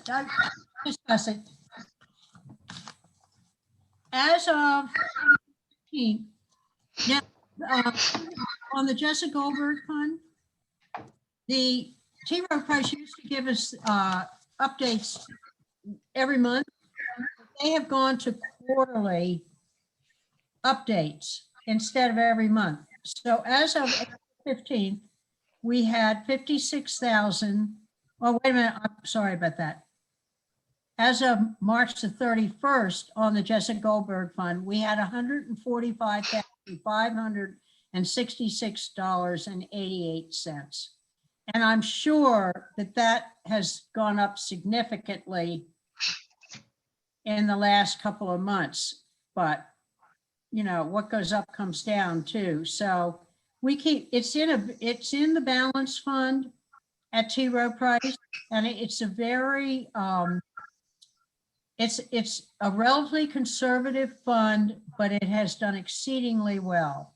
And we've had a big jump in the amount thanks to the Terry bequest.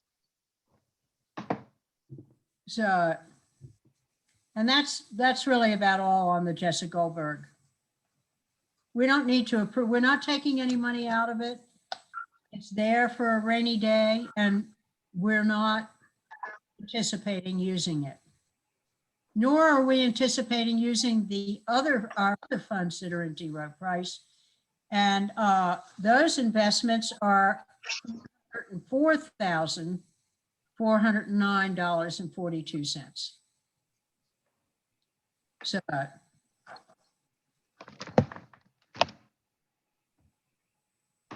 any questions? I believe we're ready to move to the recommended local program. Okay, Hannah? Okay, wonderful. Thank you, Nielsen. I would like to first direct you to page 20 of your workbook, and that's where you will find what is on your screen. And so the board has made the following programming recommendations, and I'm going to go over them at a high level and then ask for a motion to adopt after we've had any discussion. So the recommended items are new and continuing studies and action items suggested by members, including board members, for the year of 2021 to 2022. Again, at this time, we're focusing just on what's on the screen. If you have anything new, we'll talk about that on a later slide. So we're going to continue the review of our local Baltimore County League positions. We're going to update our health position in light of the current health programs. And there's specific ways that we will do that, which are mentioned there in your workbook. Also, we're going to develop a plan to make concrete differences to the diversity and inclusivity of the league in the work we currently do. And so we'll have an amendment on that a little bit later and some discussion on that. Specifically for the programming recommendations, this is what has been recommended for the 21-22 league year. We are going to provide information updates to our voters through the viewer vote through to our members. I'm getting tongue-tied, I'm so sorry. To our members through the voter and with speakers. So we're going to talk about firearms legislation, learning more about in-home support for seniors through the Department of Aging. We're going to look at real property assessments and taxation, alternatives to the war on drugs, affordable housing, and Baltimore County's mental health initiative. Under advocacy, we are going to continue to implement our strategic plan, advocate for efficient county public transit. And this is an area where the city and the county will need to cooperate in order to look at connectivity between the forms of transit. We are going to follow the developments on what has happened with the current Kerwin Commission and see where we can help that forward. We are also going to advocate and support food insecurity in Baltimore County for school children and their families, and support more public transit rather than roads. And those are our big areas. So if anybody has any questions, I would ask that you raise your hand. I would also ask that once someone has spoken, if you have something in alignment with this, then the next person would add anything that is in opposition. So do we have any comments or discussion at this time?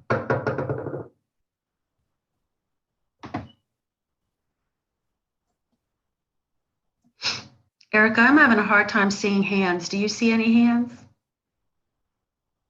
No hands. Okay. Sorry, Somebody said, Linda Dorsey Walker. Yes, I had asked to be submitted, when you registered, there was a section that says if you have any questions or comments, You could also include them at the time of your registration. So I had put a question in mind, and that was specifically, is there anything that would prevent the league from supporting an initiative to try to expand the number of county council seats in Baltimore County, specifically so that for younger people, people who are from diverse communities, people of various political parties and philosophies will have a chance to take part in local government, because the current allocation of 7. Can I stop you? Mhm. Okay, I'm sorry, that's going to be an item, and it's not part of this recommended programming for the year. And so we actually have a different portion of the meeting where we take directions from the board, and that would be really great at that point. Okay. Yeah. Can you hang on for me?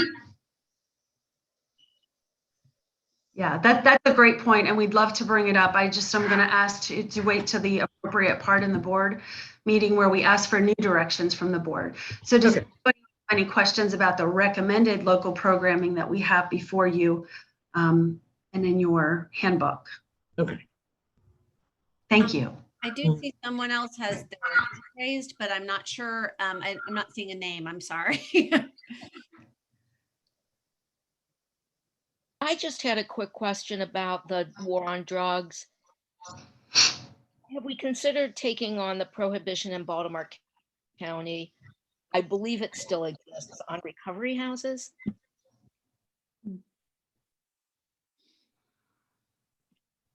Is there anyone who can speak to that? Because I'm unfamiliar with it. The issue is that when people come out of treatment programs, they often be moved to recovery houses that are sort of a next step.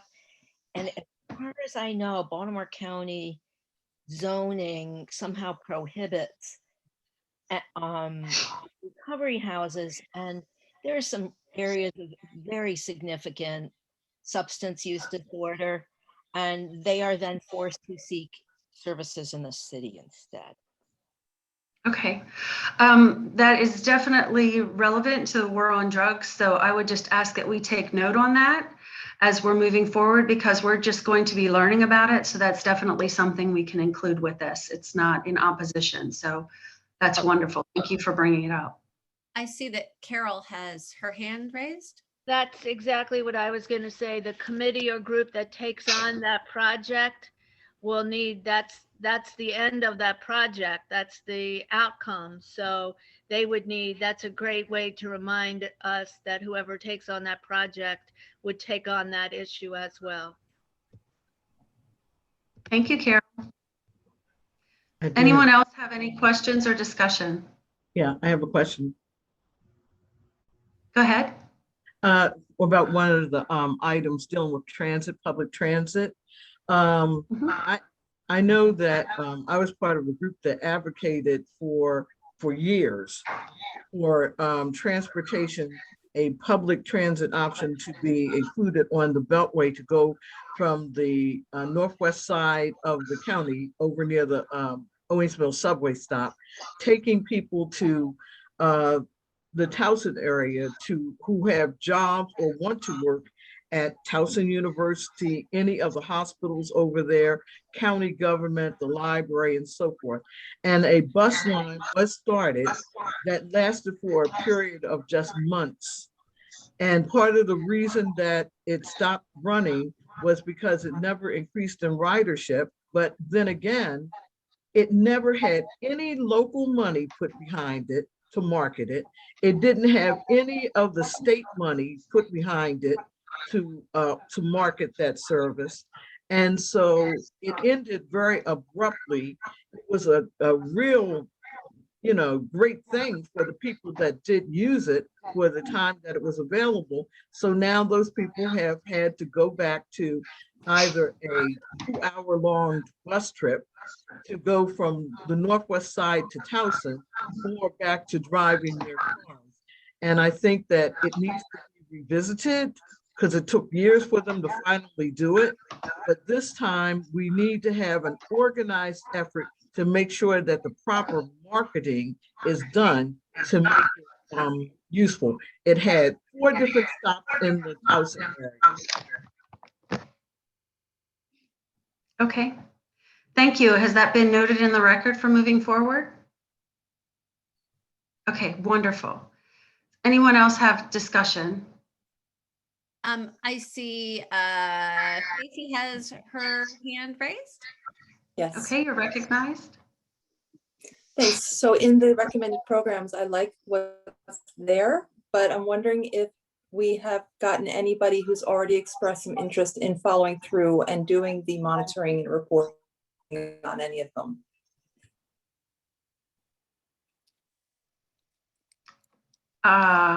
Erica, I'm not sure if you can speak to this. I do not know at this point who is going to be doing them because we first have to vote them in. And we'll be getting in new board members, and a lot of the work has been coming from the board.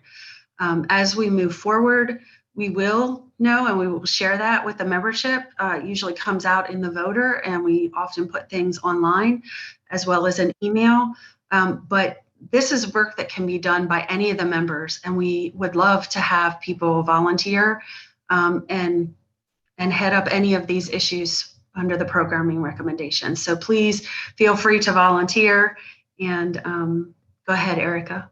So Tana, in looking these over, a few of them are items that we already have teams on. For example, the planning for diversity, equity, and inclusion. But some of the others, such as firearms legislation, and there are a number of the other ones we don't have anybody working on yet. And so we will rely on people getting involved to enable us to accomplish those. So if you're interested, please get in touch. And if not, we'll be seeking people out. Oh, and I also see Stacy, if that addressed your question, I do see some, Lisa has her hand raised. Thank you. Yes, I was thinking about the war on drugs. And I am wondering if we're looking at other types of things that we can do, including looking at either or legalizing drugs. I used to be the lawyer for the Alcohol Use Administration several years ago. And I also just had a comment about recovery houses. I think that they aren't at all regulated. And I think that might be an issue with them, which I'm not sure if that still is true, but I think there could have been a problem with them being more hazard. And I'm happy to take the ball on this one and try to figure out what we can do. How do you pronounce your last name? It's Barkan, Barkan. And my knowledge is old. I haven't worked for them, in like 7 or 8 years. But Have to vote first. no, I'm just making a comment. I'm not saying whether we should do or not do something. Yeah, it's perfect. I just wanted to get your name. Thank you. Okay, so does anybody else have questions? Do you see anyone, Erica? No, I don't see any others. Actually,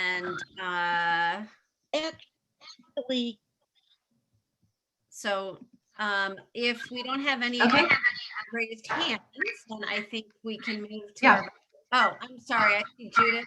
yeah, just very quick question. Do you know where we can find the Baltimore County Mental Health Initiative? I remember reading about it, but if there's an actual document that explains it. Yeah, I'm not sure where that is at this time, but we'll have it in meeting notes, and we'll make sure that if we move forward with that we provide that document. Okay, thank you. Okay, so if there are no more questions, I would like to make a motion to adopt the recommended items and programming recommendations. Can I get a second, please? I see Nielsen said I second, but she's on mute. I second. Okay, wonderful. Can you pull up the poll, please, Sherilyn? All right, and I'm going to start the timer for 30 seconds now.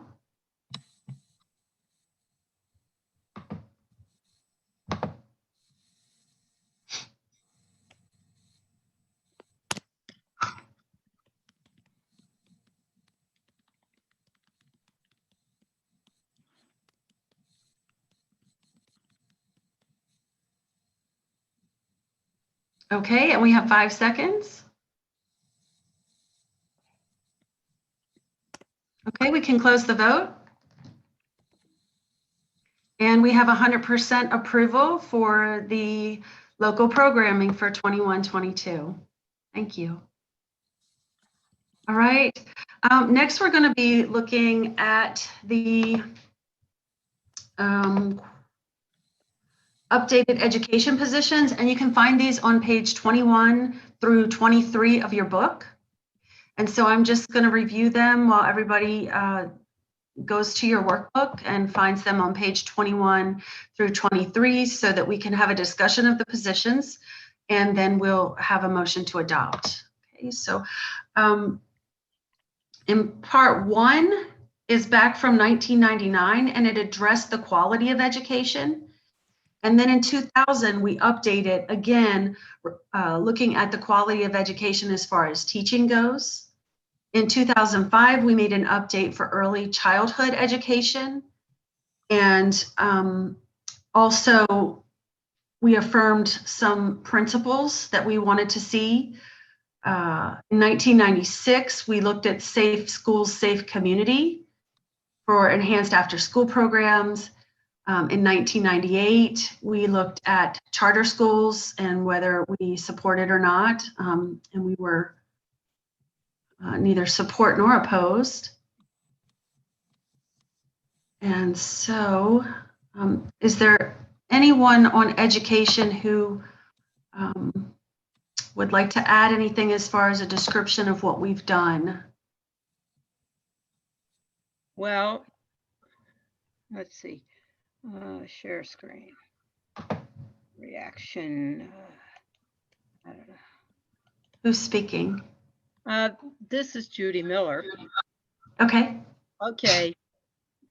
Well, I think we felt, we also, you know, we were also instrumental in changing the school system from being an appointed school system to becoming an elected school system. So this committee has been continuously functioning, and as of last year, I had stepped down as chairperson of the committee, and Camille Marks is the present chairperson. And I think that it's really important, given the Kerwin Commission and everything, that we get more membership involved in that committee, because this is something very local, very important to our children, and it impacts across the county. So if anybody has any questions by what we meant by some of those things, some of those things we've achieved. When we started the early childhood education, there was no kindergarten. And now there's kindergarten. So, you know, some of these things are being addressed by the Kerwin also. Okay, would anybody like to have discussion? Please raise your hand. And I will ask Erica to recognize you because I cannot see the hands, sorry.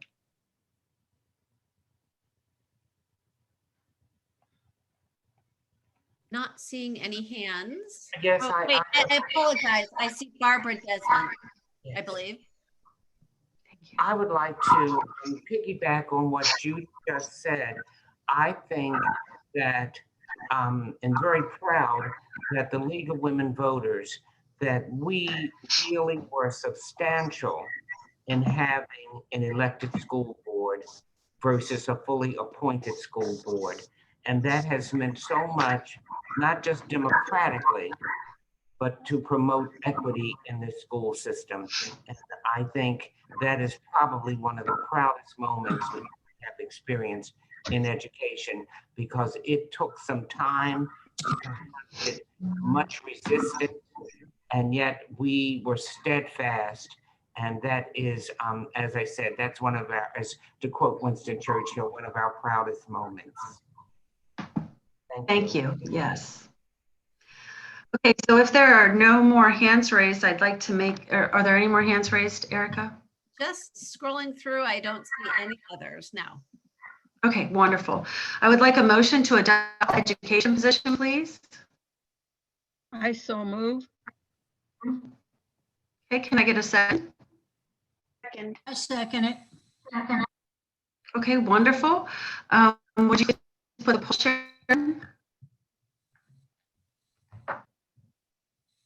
Okay, and I will give 30 seconds beginning now.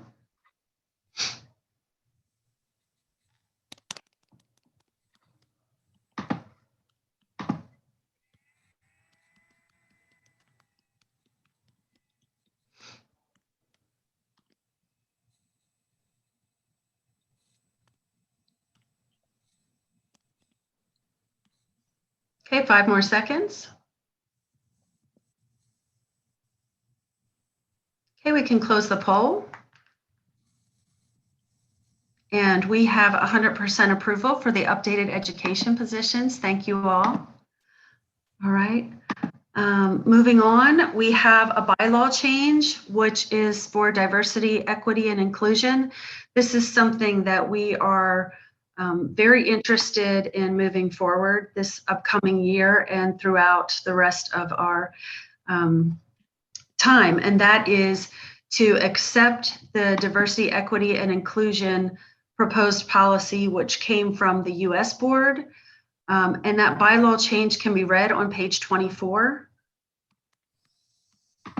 And again, this we can have discussion on this, but I know that we are over time. And Erica has been heading up our diversity, equity, and inclusion task force. So Erica, I didn't know if you'd like to take a moment to address the board or address the membership. Sure. Actually, Carol Wynn and I are working on the task force, and we do have representation from different committees, including voter services and action and advocacy.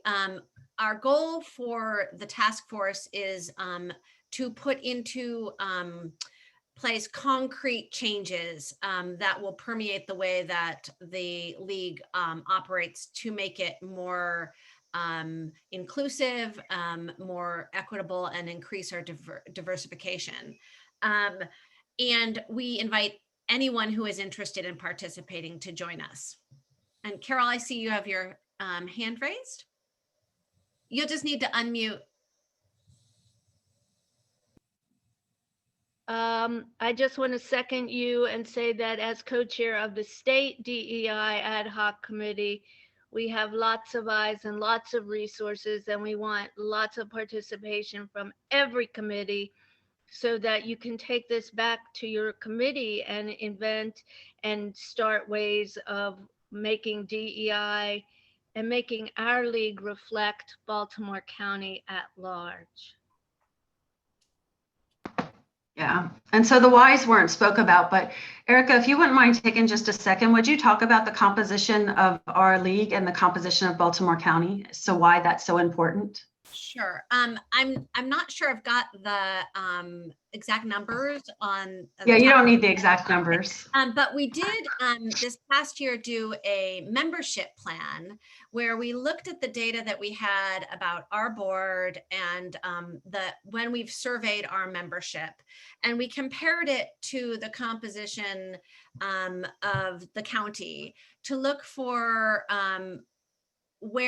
places where we are reflective of our county and not reflective. And it became very obvious that we needed to address the issues that we are not reflective of our county in a number of ways, specifically racially, age, gender, and that we needed to take steps not just to diversify our membership and our board, but also to look at the underlying reasons for why that was in place and to address ourselves first, our advocacy efforts, the work that we are doing, as well as looking at the diversity of our board and membership. So So have been putting into place a plan, and we've been working on putting that into action. And one part of that plan is this task force that we've got going too. So I'm happy to take questions. I see Linda has her hand raised. You'll just need to Unmute. Drives you crazy, doesn't it? As you know, I came to the league during the last presidential election cycle to share feedback that I was getting from the minority community, specifically the African American community, but not just the African American community, also the Latino community, the South Asian community, Continental African, and so forth. So I said that I'm finding out that there are many African American seniors, for example, and other voters who said they have never seen in their lives the League of Women Voters guidebook. Yes. They've never seen it. They never heard of it. I was walking around with several copies of it in my hand, and everybody was asking for it. And I said, this is a problem. So I did make a point of going to get some and distributing them where I could to various senior living facilities that are on my side of the county, meaning Owings Mills, Randallstown, Woodlawn, Pikesville area. But for many of those individuals, they said they'd never heard of the league, or if they heard of the league, they only heard of the league. They didn't know that with every election cycle, there was this guidebook to provide all this wealth of information. And so that needs to be corrected before the next election.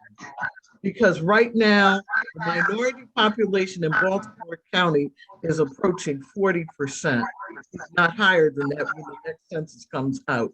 It's at least that now. And in some parts of Baltimore County, like Northwest Baltimore County, it's well over that. Yeah, thank you for that very much. Absolutely. And that just underlines the reason why this DEI bylaw change is going to be one of our priorities. And so I could get, I'm sorry, did you have something? No, there's another hand raised, Carol. Oh, sorry. Also, thank you, Linda. We'd love to have your participation and help. Yes, sure. And Thank you. I'm going to draft Linda to the voter registration committee, subcommittee under Barbara Crane that I'm chairing, so that this is one of the things that Barbara and I have been talking about. It was written down as one of our goals. So while you're thinking of DEI, Linda, think of voter registration, and the elderly and the underserved are two key places that we're looking to increase sending our information, and having voter registration drives with information. So we love you. Thank you. You're welcome. Thank you. Well, of course, in much of the area I'm talking about, a vast majority of people are already registered. They just haven't been getting this kind of information at all. We're going to get it to them. Mm-hmm. So I'll just make one more comment, Linda. So our task force prioritized 3 actions as we have lots of ideas. The first 3, one of which is expanding the distribution of voters' guides. That is absolutely a priority for us to do before the next election, no question.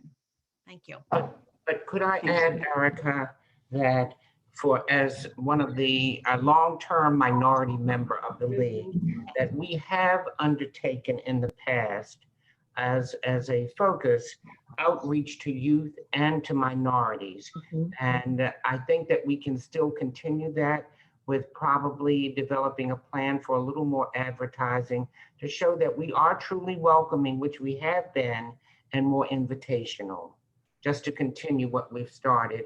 And maybe, especially after this pandemic, with people tending to have other emphases that we can stress again. Mm-hmm.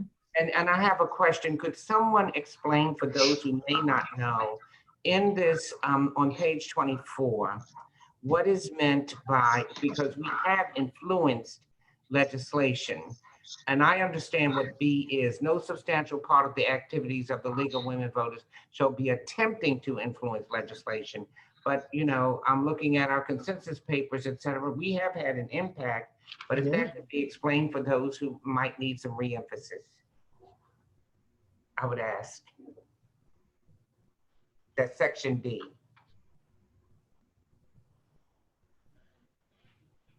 I see Betsy has her hand raised. Oh, Are thank you, you. are you wanting to address that, Betsy? I had, Barbara, this is Betsy Sexton. I had just made a note to myself about that. I just saw it also. I wonder, and I don't know if it's a holdover from the time before, the time when the League of Women Voters of Baltimore County, that name was only a 501c4. I don't know. Nielsen may know the answer. Well, I'm not sure where Barbara's seeing this. What page is it on? It's on the screen now. Nielsen? Letter B on the screen, no substantial part. Article 2, It's section. on page 24. Yes, Wait a Article minute, 2. now I've lost y'all and that. Hang on, I gotta. Page 24 in the workbook, Nielsen. Article 2, section B of our bylaws Yes. is not what we're changing today. We're adding section 3, but I think it's fine to discuss it. On page 24? Yes, ma'am. 24, 25. Mine is on page 23 on over B, the It depends on your printer, I think, the pagination. Yeah. Oh. Erica, this is Betsy, I can research it, like maybe with the state league or even the national league. Betsy, I think that was added. I think that was added. That was added because when we went to 501c3, right, there is a percentage, the IRS has a percentage that you must stay on. Yeah. But most of that has to do with money. Yes. I see. And Yeah, we don't spend any money to Right. It's influence. like 25 to 33% of your activity can't be in that area. Yeah. I see Barbara has her hand raised, and then Lisa. Yeah, that is an IRS rule. Interesting, does not have to do with the amount of effort we put in. It depends on the percentage of our budget that we spend on it. So unless you're hiring, you have to be doing something pretty expensive and hiring a lot of lobbyists to come close to that number. We're fine. But that's what it is. It has to do not with effort, but with funds expended. Right. And Belinda, so it means we can't spend a lot of our resources. Which and because we do it as volunteers. Can I just jump in? We're having a lot of bylaws that when we did the 501c3 bylaws, as I remember, that is one of the things that our bylaw advisor thought should be in there. So we have Lisa, you have your hand raised. I wanted to make sure you had a chance to talk. And you're muted. Maybe we should look into this farther. And if in fact what we're doing is trying to comply with something in the 501, because we're a 501c3 entity, I think it would make more sense. And I know this might be outside of it, not to word it this way, because this doesn't look like we're related solely to money. Right. I mean, if the thing is if you're trying to comply with a specific provision, I would track the provision. So just to jump in, Lisa, so you know this part of our bylaws is copied from the national bylaws. Oh, well, I'm happy to do interference with that just to try to comprehend what we're doing. Because it looks like if we're spending too much time looking at police reform or we could be violating our bylaws, and we don't want to do that. No, I thank you for bringing that up, but if you guys don't mind if I step back in, I are almost 30 minutes past time, and that is not actually what's on the agenda right now. So I appreciate that you're bringing that up, and we will definitely take it for note. And again, I would ask that that be added in the directions to the board, that we look at that. But for now, we're focusing on the bylaw change, and we need to vote on that. So are there any questions specifically about the DEI bylaw change that has been asked for, the diversity section? Yeah. I move that we accept section. Thank you. Who seconded? I did. Okay, wonderful. Thank you, Judy. Can we have the poll? And I'm starting the timer now.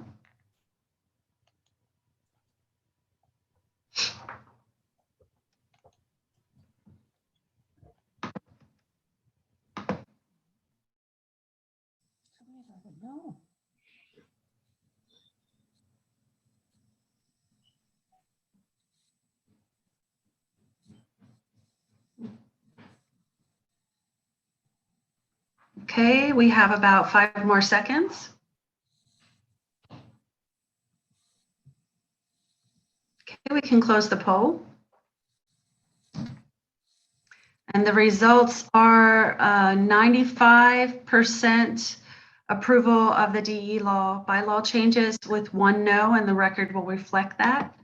And so the next thing that we have on our agenda will be Tracy Miller talking to you about elections. So Tracy, the floor is yours.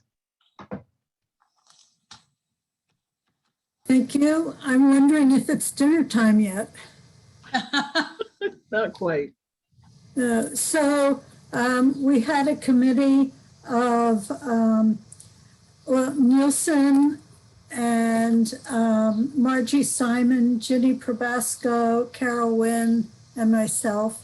We met several times, spent a lot of time looking through the membership directory and phoning people we thought would be good. And also looking at people who currently are officers and, sorry, it's popped up. Looking at the current officers to see who wanted to re-up. And so very grateful to Tana and to Erica, both of whom stepped in media res, so to speak. Carol Wynn has agreed to run for first vice president. Barbara Crane is continuing as second vice president. Lisa Barkan, whom we've met today, will run for secretary. Nielsen Andrews will continue as treasurer. I say will, assuming people are elected. And then as directors, we have Phyllis Panopoulos, Ralph Rigger, whose terms expired next year. And then Ann Sleeman agreed to come in to finish out 1 year of a term. And then ending in 2023, we have Sue Garanzik, Patricia Payne, Eileen Robier. Then I'm going fast, but for the Jessica Goldberg Endowment Fund, Teresa Lawler is continuing, Carol Allen continuing, and Virginia Deerdorf coming on new. And then for next year's nominating committee, Nielsen Andrews, Camille Marks, and Margie Simon. And then there will be 2 people appointed from the board. And so I present this to you all and hope that you guys endorse it. Thank you, Tracy. Tana, if it's okay, if I'll just jump in, I just want to note that when we get to voting, we're going to vote on each of those separately. And I see some hands raised.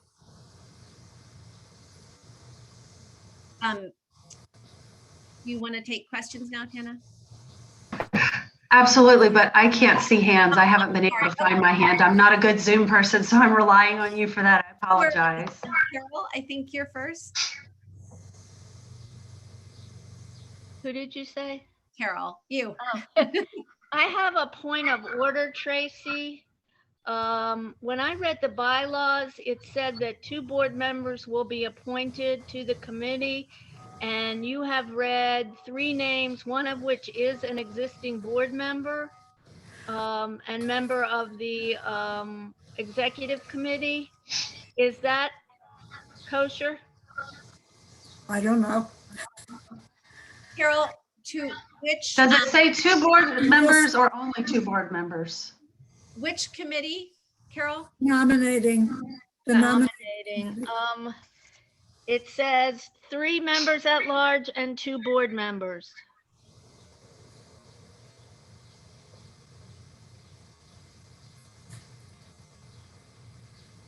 Well, is there here who's not a board member who would like to be on the nominating committee next year?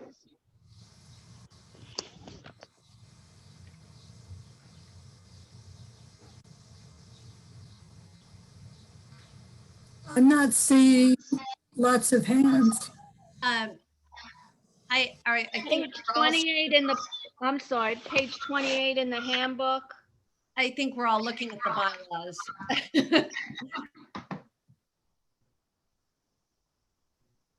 The first vote is for officers and directors, not the nominating committee.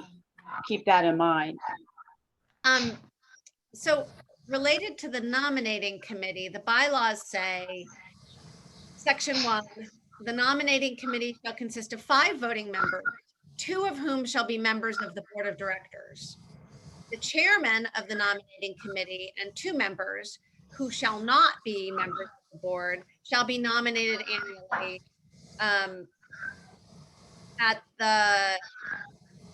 by the nominating committee and elected at the annual meeting. And I think Carol's got a point. Right. And I mean, I can drop off. That's not a problem. So who else? Come on. I would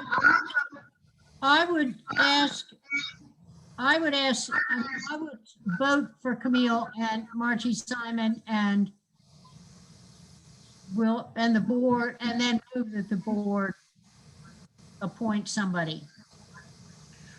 Well, do we have any volunteers at this time who would like to be on the 2022 nominating committee from the, we need a member from at large? Is that what we're saying?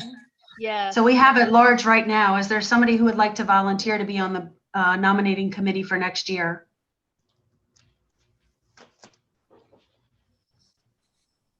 Do you see any hands, Erica?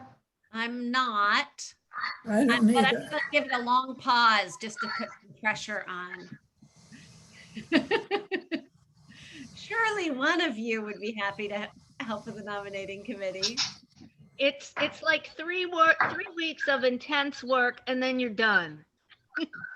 And I will say the upside of getting someone who is not on the board involved in this is that we are able to think more broadly and pull more broadly in to the leadership. So.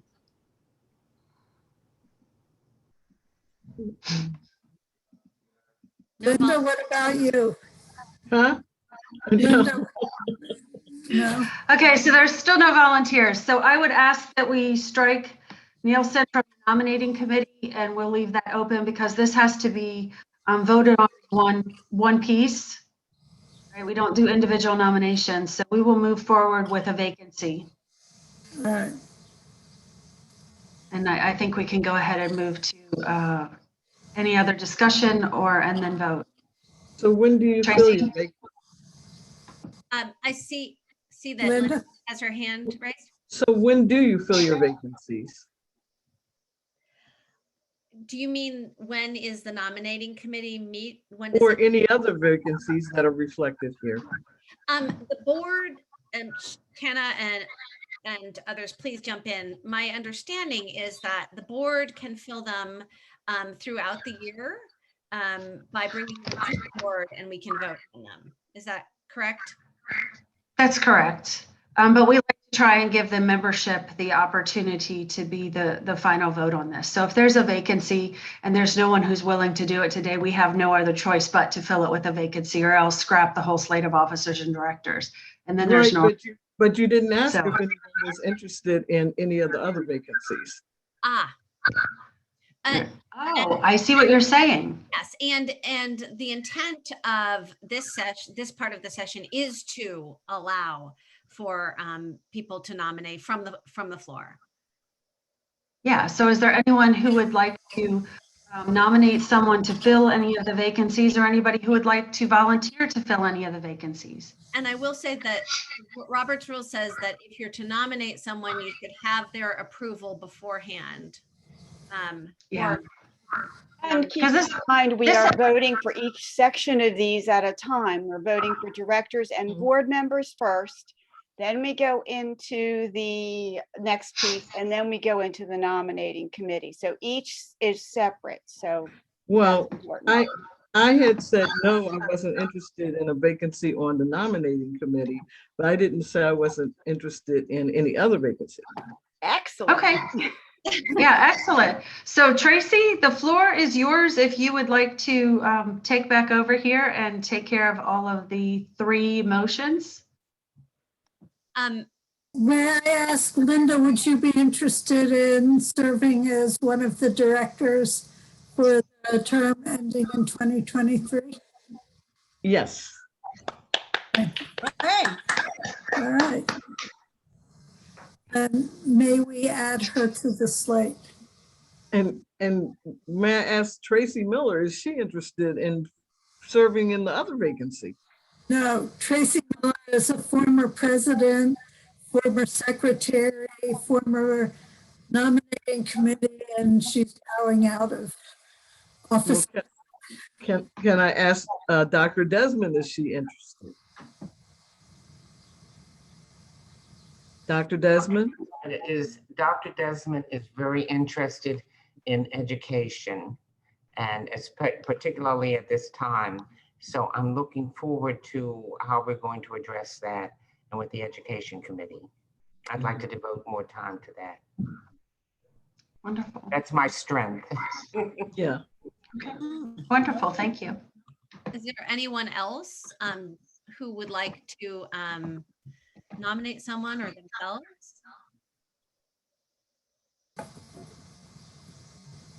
I'm just scrolling through hands.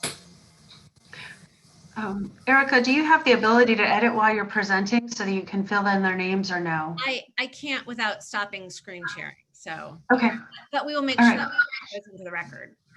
Understood.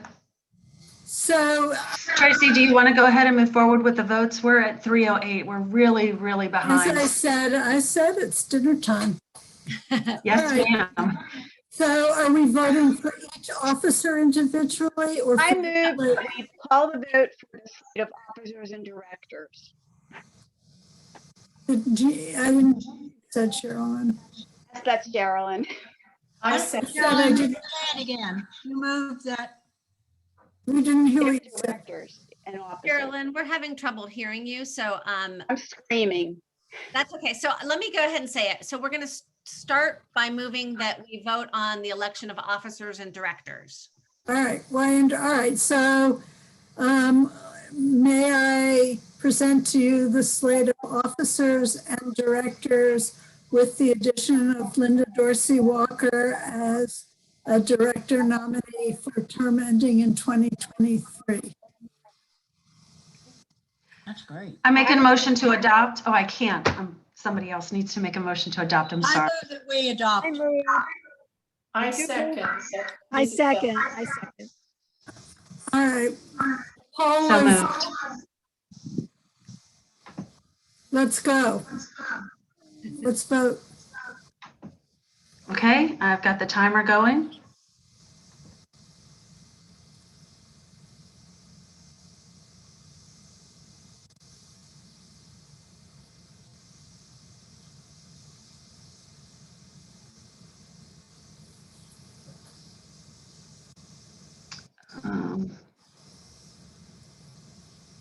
Okay, we got about 5 more seconds.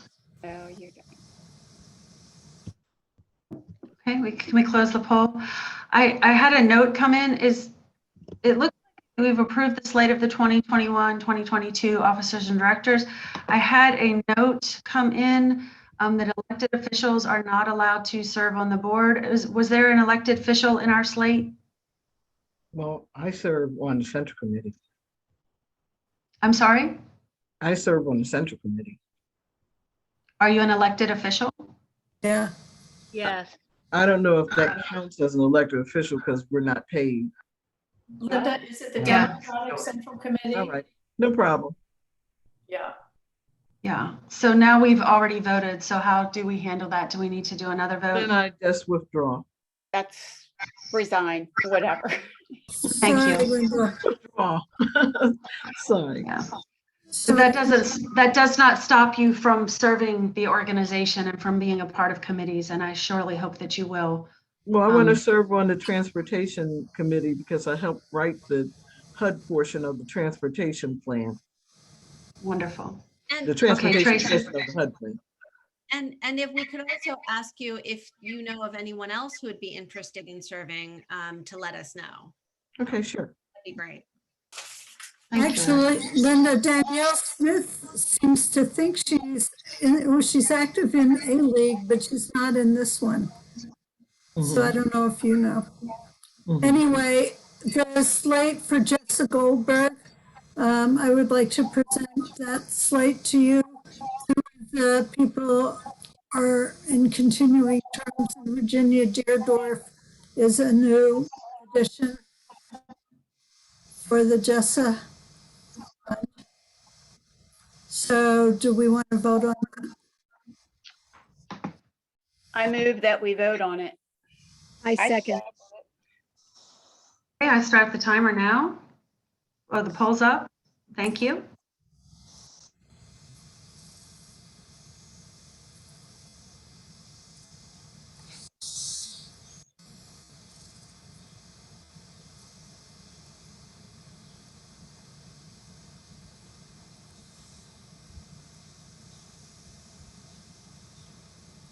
Okay, 5 more seconds.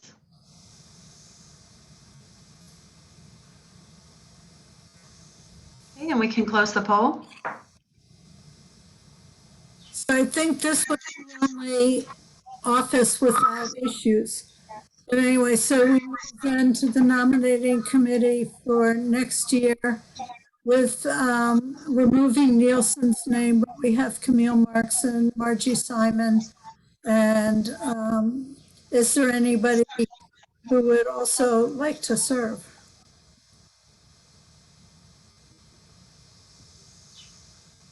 Don't all speak at once.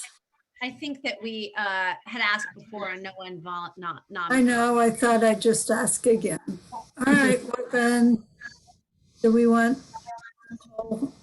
for this then? I move that we vote on this slate, that this slate go to vote. Second. Okay, can we put the poll up, please?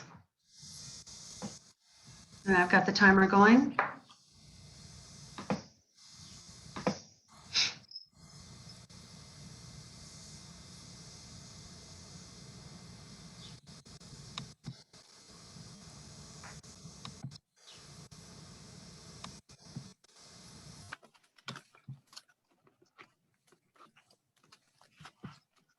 Okay, 5 more seconds. And we can close the poll. Okay, we have 100% approval. Thank you. Okay. All right, thank you very much, Tracy. I appreciate that. Congratulations to all of the new officers and directors. And thank you. Go ahead.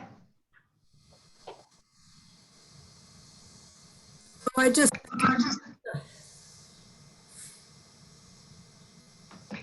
Okay, congratulations to everybody who is new to the board. There will be, next week, there will be an orientation for new board members. So if you haven't already received that information, please watch out for it. The next thing on the agenda is new business to the board. We have already taken 2 items. They should be in the notes. The first one was from, I believe, Linda Dorsey Walker. So we have that for directions to the board. And then the second one was to review the wording of the bylaws that discusses how we address legislation.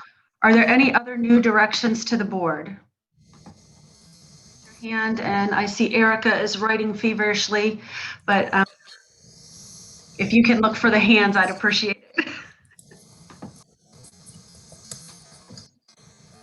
This is your time where if there's something that you want the board to look at, or there's something that you think we should be doing, this is where we ask our members, please tell us how we can serve you.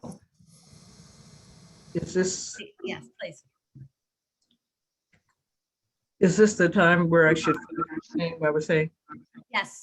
Yeah, we took 2 items already that were put out earlier. And so if you have additional, yes. Yes. So what I was saying is that in 1956, when Towson was established as the county seat, Baltimore County had a population of 350,000 people. So when they came to the determination of how many people should be represented by each county council person, they thought that 50,000 was a good number. So they came up with 7 seats. Our population is now closer to 850,000. Baltimore County now has the largest number of constituents assigned to each county council person, I believe, in the entire United States. A few years ago, Montgomery County increased its number of councilmanic seats, and Prince George's County increased theirs. So you have to do this in a certain time frame. This is a year in which we're doing census and redistricting. And so one of the things that people have asked is, shouldn't we have an initiative added to next year's ballot, asking to increase the number of county council seats from 7 to a minimum of 11. And I will tell you that as early as 25 years ago, I came before the county council. There are 2 ways of increasing the number of councilmanic seats. 25 years ago, I came before the county council when our population wasn't quite as high as it is now. And I asked if we could add additional seats. And of course, the response was, no, no one cedes power without a fight. Okay, I understand that. They have decided that they're not going to go the same route that, say, Prince George's County did, but in Montgomery County, they had to take a different route. And I'm asking that we take that route, which is to actually have it done through a ballot initiative. And that's the right of the people to ask for that. And the reason I ask is because right now representation is kind of watered down. We have too many people, about 122,000 people, not 50,000, assigned to each county council person. And that's just too many. And in addition to that, the county has changed. We're far more diverse. We have people of different political now. We have young people who are asking, when will it ever be our chance? Not to serve in Annapolis, but my interests are local. I want to serve locally. So okay, I believe each member had 3 minutes, and I think we're approaching that. If you'd like to close out, please. So basically, I'm asking, is that something that the league can consider supporting, expanding the government to include young people, diverse people, older people, people with diversity of ideas, gender orientation, et cetera, et cetera. Everyone wants to have a seat at the table. Yeah. Okay, Erica, you had your hand up. Just to speak to Linda's point, I know that from a youth activist that I know in Baltimore County that they are going to be voting to reduce the age for serving on the county council from 25 to 20, and that is going to be on the ballot. So there is a movement to reconsider the composition of the council. So there's a precedent already. Right. Yeah. Okay. But it'll still just be 7, not 11. Okay. Is there anyone who has any concerns about this? I'm in favor of that too, so. I am too. So this is directions to the board, and actually we don't vote on this. We don't say yes or no. We're taking your direction and we appreciate that. And I would just ask that you would follow up with us to help maybe form a committee on this and gather information so that we can look at it. It seems like you're very well diversified on this already. And so I appreciate you bringing that to the board. It has been added. Is there anyone else who would like to give directions to the board? Anna, could I offer the reason that I did not vote to approve the bylaws is that one section, and Linda just alluded to a point that would be applicable here. If that were to be taken literally, then we could not influence legislation. And that's why, I just think that has to be more explicit, because in the past, that was my concern. That is taken as an action already, and we are going to look at that. Yeah, my question. You have something to add, Erica? Oh, just to address Dr. Desmond's concern, the bylaw change that we approved was not that significant. It was just adding a DEI clause. Yes. But we hear you. Absolutely. Thank you. Yeah. Yes, absolutely. That is on the list of directions from the board or to the board. Does anybody else have directions for the board at this time? Just a point that I need to add, that if a decision is made to support a ballot initiative to expand the size of the council, then it would also mean gathering sufficient signatures. And that's why I've already spoken with some of the people at the Board of Elections, Jared Demarinis and so forth. And they said it's good to have like a group or two or so forth to support the effort, so that when you're under the pressure of having to gather sufficient signatures within the time frame, there are entities that are willing to assist in doing that. Thank you. Is there and maybe this is not the time, I was just going to ask if there was a coalition, but we can follow up offline about this. Yeah. Are there any other directions to the board at this time? Erica, do you see any hands?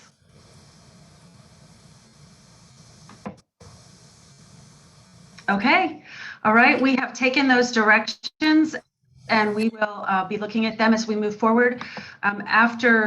After this meeting, we'll have a meeting for the new board members, and then there's a break from league activities until August. We'll probably have a planning meeting and then move into the actual board year again in 2020.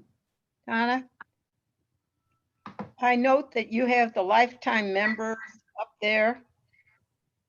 I am a lifetime member also, not of the Baltimore, just of the Baltimore, but of the League of Women Voters. I've been in several different leagues. And I noticed that was left out. Thank you. Okay, so I can't see people's names. I can only see a small amount. So I don't know who I have been a lifetime member. Judy Miller. Okay. Okay. Thank you. So we're on the direct slide. Can I get the slide for lifetime member awards? Thank you. So at this time, we would just like to recognize our lifetime members, and I would add Judy Miller in there, Carolyn Fitzgerald, Ethel Burney, Sarah Jane Goodman, Sheila Buckdahl, Ariella Burt, and Annie Leibus. Thank you very much for your continued efforts with the board. And if you haven't, Erica, could you speak to if they've received this already or if they're going to receive this, what they get? They will be met into the mail. Okay, thank you. So look forward to seeing that in the mail, and congratulate you on your lifetime efforts towards the league. Been a member. Next slide, please. Okay, finally, one last honor of Camille Wheeler, I know you have heard that my co-president has passed. She left us this spring. However, just last night, several of us gathered at her celebration of life. And I have an announcement to make that not only did she support the board in life, but also in death. They have just, her and her husband, Bill, and her honorary daughter, Carol, have provided $15,000 to the board, or to use as we see fit to support the league efforts. So we'd like to thank Camille Wheeler. Appreciate that. Thank you, Camille. All right, next slide. Okay, and I would like to just thank you very, very much for coming to today's meeting. And I would also like to apologize profusely for being so far off on our timing. And I appreciate those of you who hung around with us and saw it through. It's important work that we're doing. And again, I thank you very much. Again, please come and join us. Our meetings will be announced. We're having a new board come in, so we will look at the possibility of changing the board time. That's why we don't have it for you now, but that will be announced. And we've taken notes of those of you who've raised your hand today, but please contact our membership chair, which is Erica, if you would like to be more involved. And so I would like to make a motion to adjourn the meeting at 3:26. Can I get a second? Second, yeah. I second. Congratulations to all the new board members. Yeah. And thank you to the old ones. Thank you. Thank you. Okay, I see there's a poll up. I didn't think we needed to do a full vote on that, but go ahead and vote, please, to adjourn the meeting. I'll let you know when it's 30 seconds. Thank you so much, Sherilyn. You got 10 more seconds. I know that no one's going to adjourn. And let's adjourn. Okay, 100% for adjourning. Thank you, everyone, so very much. Thank you. Thank you. Good meeting. Thank you, Bye, Jen. everyone. Thank you, Erica. Bye, everyone. Thanks, everyone. Good to see you. Are